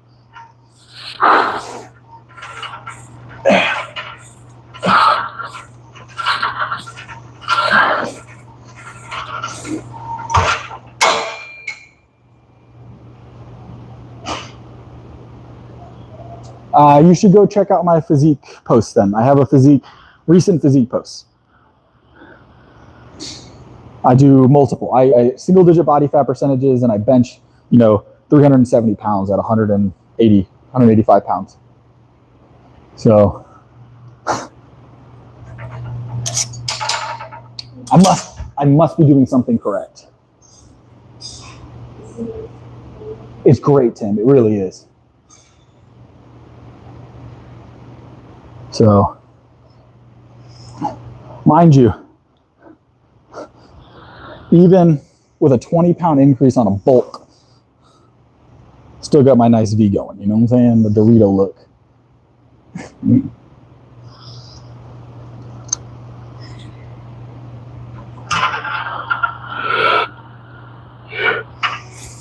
Oh.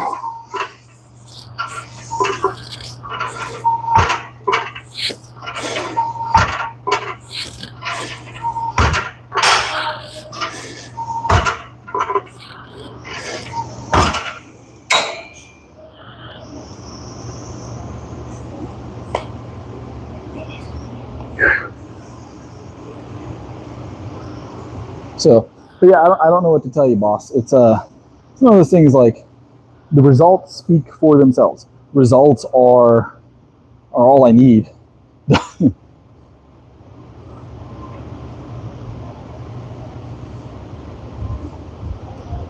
All right, I said we would do one more leg movement today. You guys want to do leg press?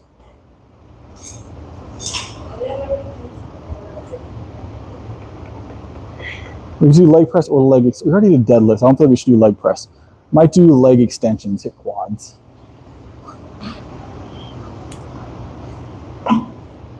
Let's go this way. Try not to walk through people's workouts.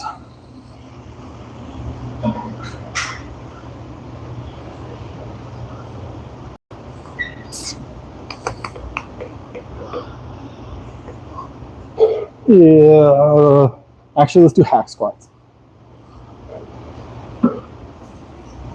You can do both. You can do both.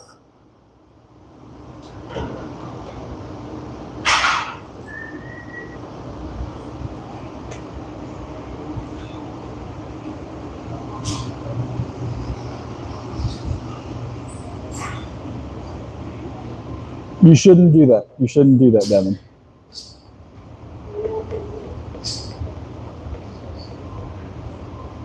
Yeah, I would avoid that if you can avoid it. I don't think your doctor's recommending it at that age, but they might be. I wouldn't personally recommend doing that.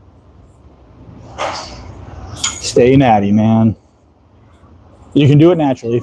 If you're 19 and you're benching a 185 right now, right? There's no reason for you to be doing any of that, any extracurricular supplements, man.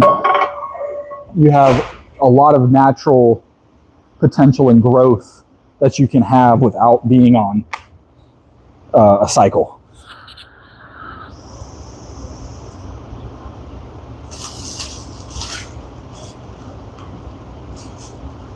Like, I've done everything I've done up to 370 bench now. Yeah, no, you don't need any of it, Devin. Just, real food. I take creatine and pre-workout. Creatine and pre-workout. Yeah, you're no, like, if I don't know if you have a coach, Devin, but if your coach is telling you to do that, they don't have your best interests in mind long term for your physique or your health. At 19 years old, you should be at like peak testosterone production. You're like continuously going to see an increase in testosterone production, or should, for a long time. Like you shouldn't see any flatlining of that unless there's something wrong. And then your doctor will make recommendations. If you think, you need to go see your doctor and have them like talk to them about it, man. Like you're going to end up making your life significantly harder long term and short term. You're going to age yourself prematurely, most likely. No, I'm not a doctor, but these are known side effects.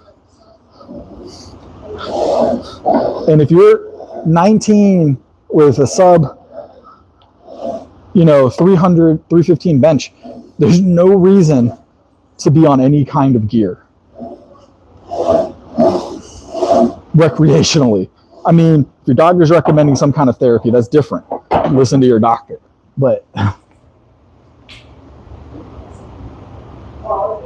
you're 17? Yeah, you really, really need to be avoiding that stuff. Like, no, there's no reason to, especially that young, man. Ruin your life. Obviously, these are my opinions. I'm not a doctor, but I'll tell you, there's a lot of people out there that started doing that stuff and they regret it. I work in the fitness field, man. I work a professional coach. I work with strength athletes. You have a lot of natural gains you can make, most likely, I guess. I mean, there's the chance, but there's a chance that if you need your doctor to tell you to take something that's different, but if you're a normal, healthy adult, or I guess you're not an adult, it's even worse. If your coach is telling you to do that, I don't know that I would continue with that coach. I don't know if you have a strength coach or whatever else, but it's wild. It's wild.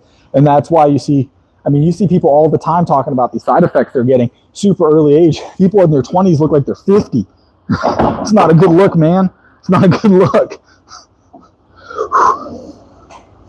And you're going to wreck your natural production of things as well. Like your body is doing a lot all the time when you're working out normally, and you're just going to stress it more.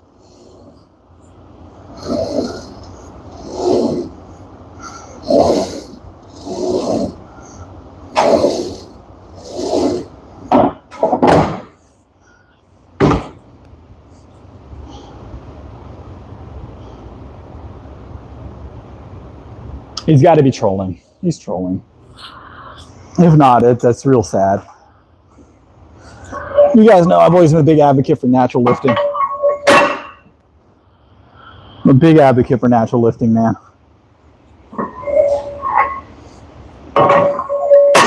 I do it. I naturally lift.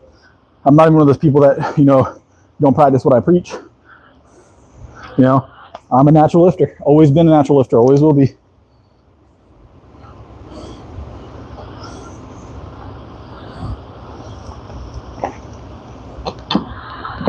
Ugh. So, but all right, we're going to do a quick triple here. I think that's going to be the session for the day.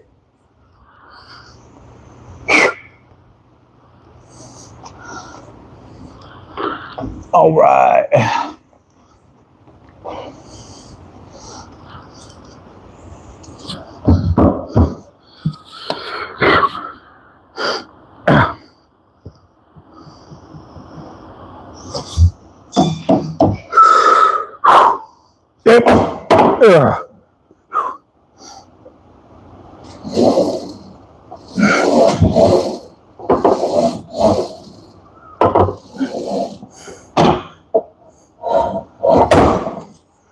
Oh, feels good.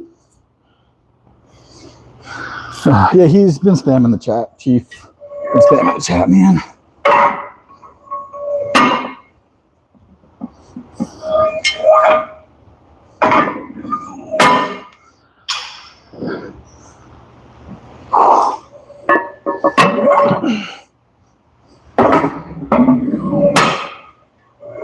All right. Well, it is that time, guys. It's time for me to go get something to eat. And then I will possibly stream tonight or tomorrow. We just had a stream just looped or something. But it's time for me to go get something to eat, and I might be streaming tomorrow. So I don't know if I'll be streaming from the house or if I'll be streaming from the gym tomorrow, but we'll see. It is. It's a mental game too. You're not incorrect. Like a lot of people, they go on, and then when they do want to come off for health reasons, or they get recommended by a doctor to come off of whatever supplements they're taking, they end up 100% shade. I gotta finish it off here in a second. But they end up coming off those extracurricular supplements, and they end up, seeing even if you're not getting significantly smaller, which you generally do get smaller, but even if it's not significant, it messes with your head, man. Body dysmorphia is a real thing. Body dysmorphia is a real thing, and it sucks. So it sucks.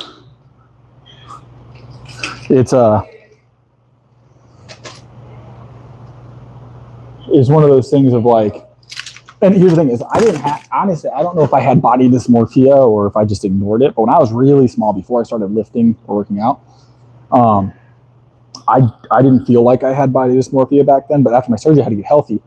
I developed it, I feel like, for sure. At least a very mild case, right? For years, for like the first 3 years of lifting, when I was watching, huge, what's up, Julian? Welcome back. Hey, boss, welcome back. But when I was having huge changes, like in the way my body looks, because once you get bigger, the changes are there. You're still gaining weight, you're still getting strength. But you don't see them as significantly all the time, and you notice it more early on. They call it newbie gains, right? You put on a lot of weight really fast if you do it right, or you put on a lot of strength really fast. You can maintain that. I have, but for a lot of people, you put on 20, 30 pounds. And when I was doing that, I put on like 30 pounds in the course of like a month, 2 months, and some of it fat, some of it muscle, obviously. It's one of those things of like, you start to notice that you don't want to lose it. So I was sitting there and I'm looking at myself in the mirror every day, and I'm like, man, am I bigger? Am I smaller? Am I bigger? Am I smaller? Every single day.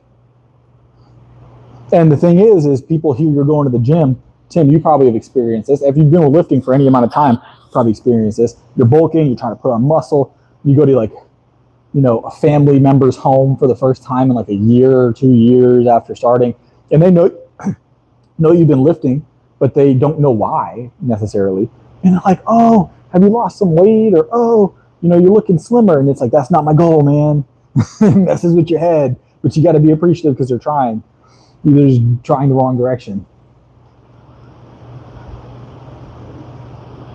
We have never hit those goals, Juliet. We have set so many light goals for stuff like that. I still ended up getting a puppy. I think we talked about getting a puppy a while back, and we never hit the light goal, but I did end up getting a puppy eventually anyways. So, but we never hit that one. I don't remember what the light goal was for that one. I think it was like 500 likes. I think it was exceptionally high because I didn't want to shave my head. But we got close one night. It was like 250. It was 250 likes. We got to like 100 and some odd likes. We didn't quite hit 250 that night. But maybe I'll post a video. I'll do it short, give you guys like 2 or 3 days to do it. We've already done that a few times, BZ. We've already done that. There's not really anybody else in here.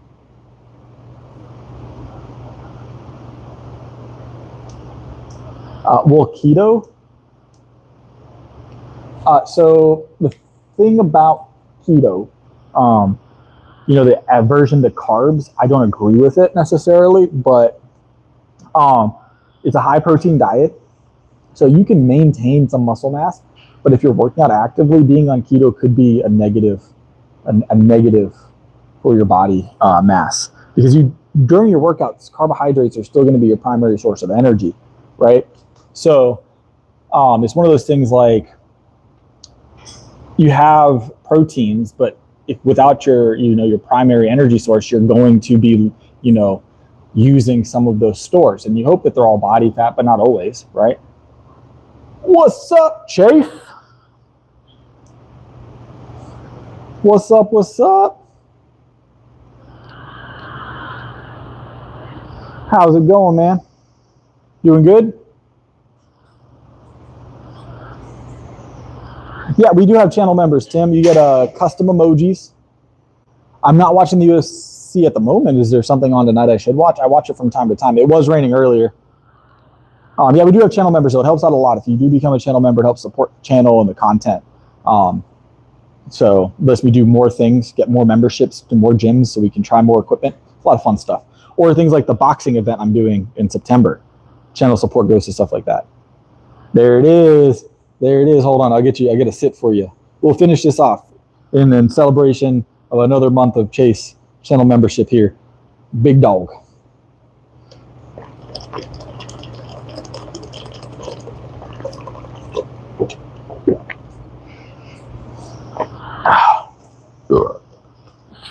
There you go. Milk. Whole milk.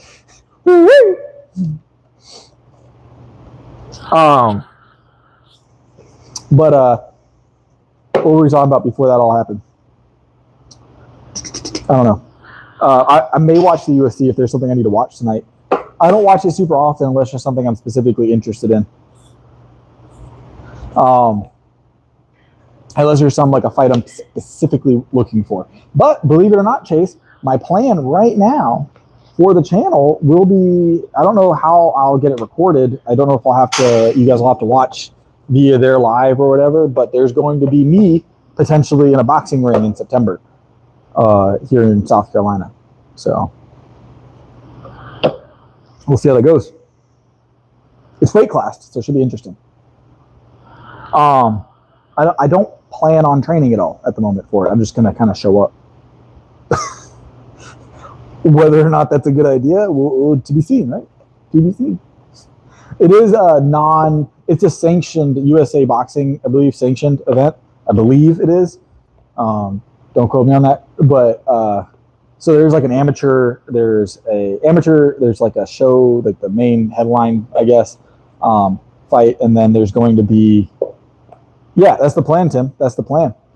And then there's an off the street, they call it off the street brawl. So it's like anybody can sign a waiver, pay a fee, and jump in the ring for their weight class. And there's like a sterling silver like ring that's an award, and then possibly some prize money. I'm not sure exactly how the prize money pools work, but yeah, I plan on doing that. So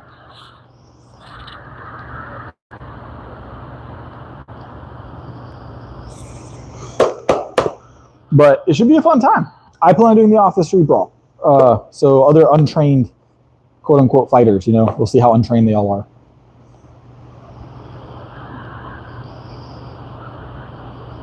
Yeah, I've seen that. This is a little different. This is going to be, I think, boxing specific. I think that's a little bit more just like freestyling, right? They just show up. I've seen it doesn't look like boxing most of the time. I know what you're talking about. The backyard brawl type thing that they have live sometimes. I've seen some of that, I think.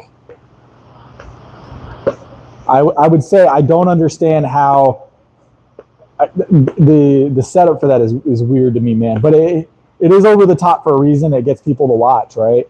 Gets people to watch. People love watching those brawls. So people just jump in a ring, have no idea what they're doing, is almost more entertaining, right, than watching professionals. So you never know what's going to happen. Professionals, you kind of can get a gist of the idea of what they're trying to accomplish. With those backyard brawls, there's no rhyme or reason.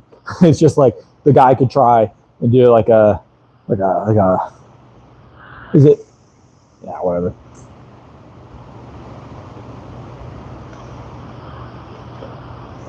Yeah, it's just wild sometimes to watch, and they always have like some wild name and like a catchphrase. The ones I've seen, at least. So they definitely acted up a lot. So acted up a lot. But it's interesting to watch. I won't say it's not. I like combat sports. They're fun to watch. They are fun to watch.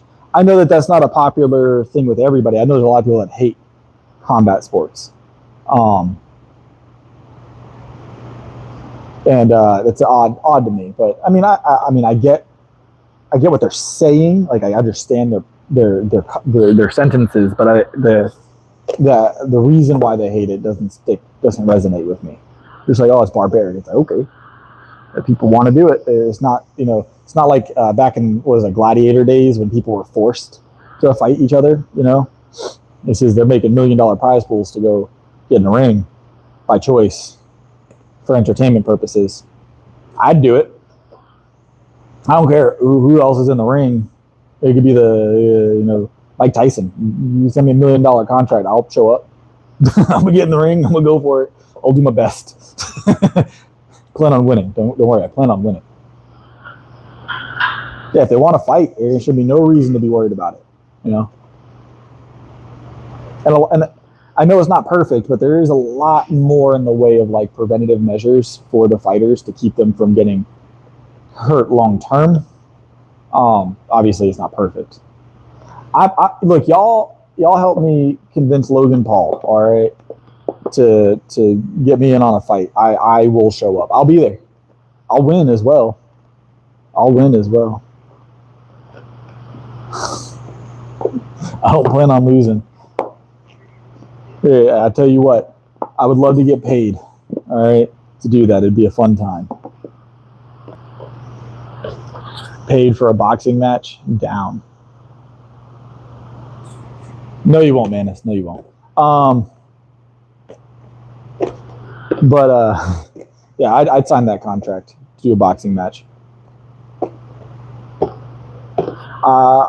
I imagine. What was the words I was looking for here? I can't remember now.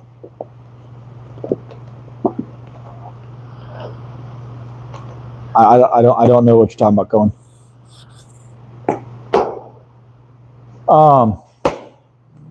But yeah, no, it'd be fun. I would do a boxing. I would do a real boxing match. That would be fun. I think there's a lot of steps involved to getting involved with one of those. If you're not like a celebrity that can just get a contract just because. But it's one of those things of like, I think there's a lot of steps involved if I want to get involved with amateur fighting that I haven't done yet. What's your meaning of life? You mean, what do I like to do with my life? I have a family and I lift heavy objects. And I drink milk. That's like my whole gig, man. Strong bones. Yeah, I don't know what other answer you're looking for. I feel like everybody has their own meaning to their own life. It's not one size fits all, guys. Not one size fits all.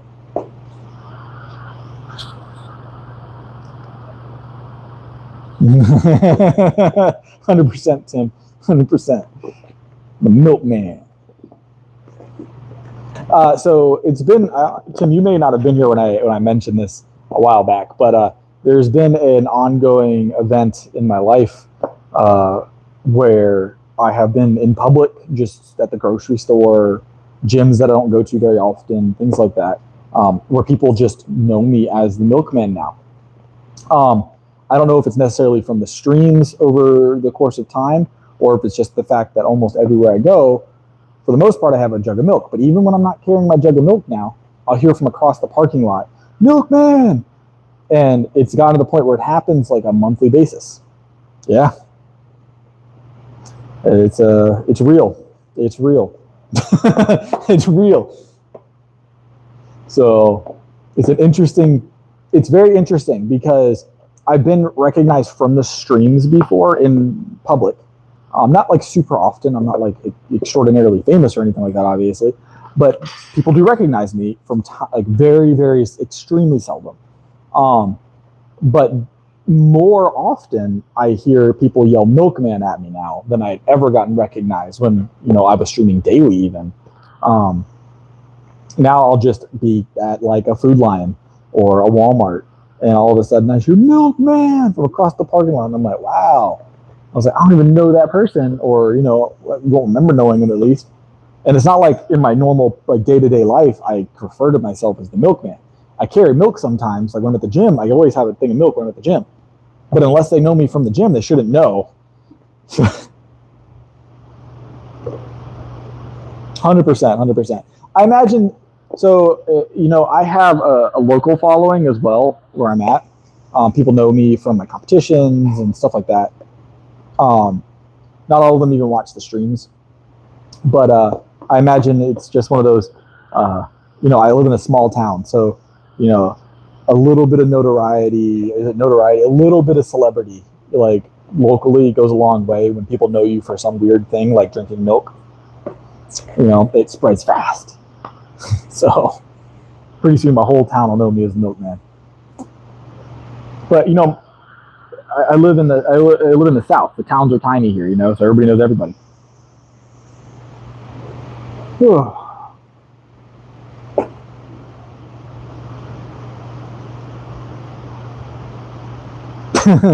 Is that right, Kuma? Is that right? What's up, Marcos? We're actually about to close the stream. This has been a solid 2 hours, a little over 2 hours now. So we're about to close up the stream. It is time for me to go get something to eat and finish up all my other daily responsibilities and tasks. So I got things I got to do. I appreciate it, Marcos. I appreciate it. Yeah, Kuma, I know, but I've been here for 2 hours. This is the close-up session. I always do a little chat afterwards. If you ever jump in the stream and you see me doing this chat, right? I'm getting more than enough protein, I assure you. Like 300 grams a day, Kuma, 300 grams a day. But we just start. The rain's coming down hard. You guys want to see the rain before we go?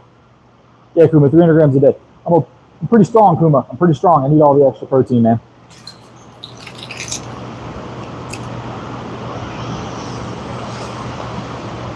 One day you'll get there, Kuma. One day you'll get there.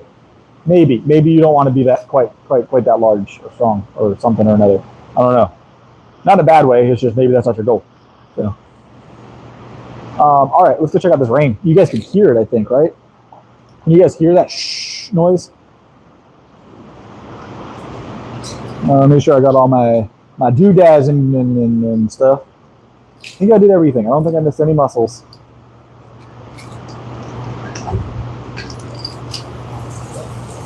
Not nearly as bad out here as it sounds inside the building.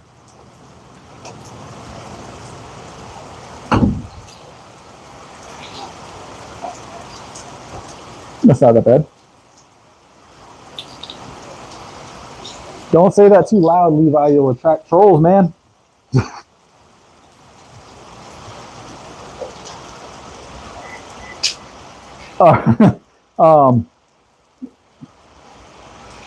But yeah, Kuma, I'm a pretty strong guy. I got to get them proteins in, man. Got to get them proteins in, right? All right, let's. My car is in a puddle. Currently, so I'm wearing powerlifting shoes, or I guess wrestling shoes. So that's gonna be a trick because they don't keep water out, man. You guys ever worn like wrestling shoes or like shoes with very flat bottoms or like the smaller soles? It's awful in the rain. That's why a lot of people don't put them on until they get in the gym.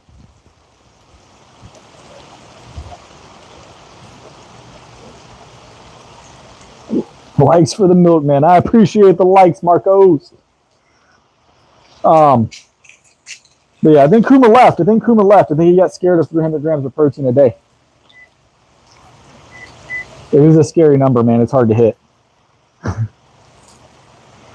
All right. Well, let me quit stalling, I guess.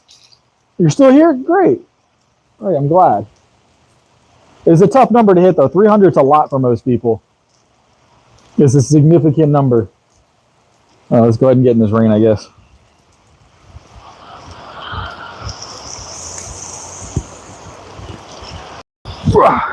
Jump over the puddle.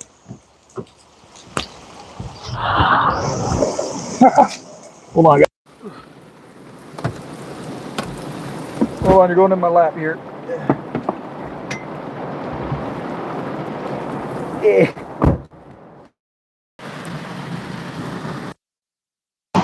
Back. I got caught trying to get in the car, man.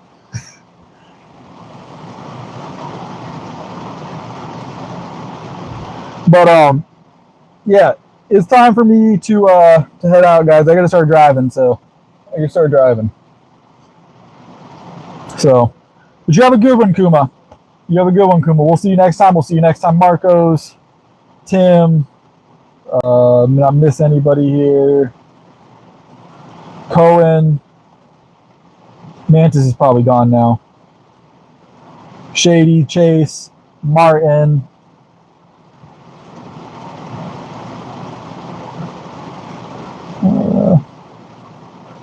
Julian, of course. Already said Shady's right. I know I'm missing somebody here. Who am I missing? Tim. I think I said Tim. So, but I'll see y'all. I'll see y'all tomorrow.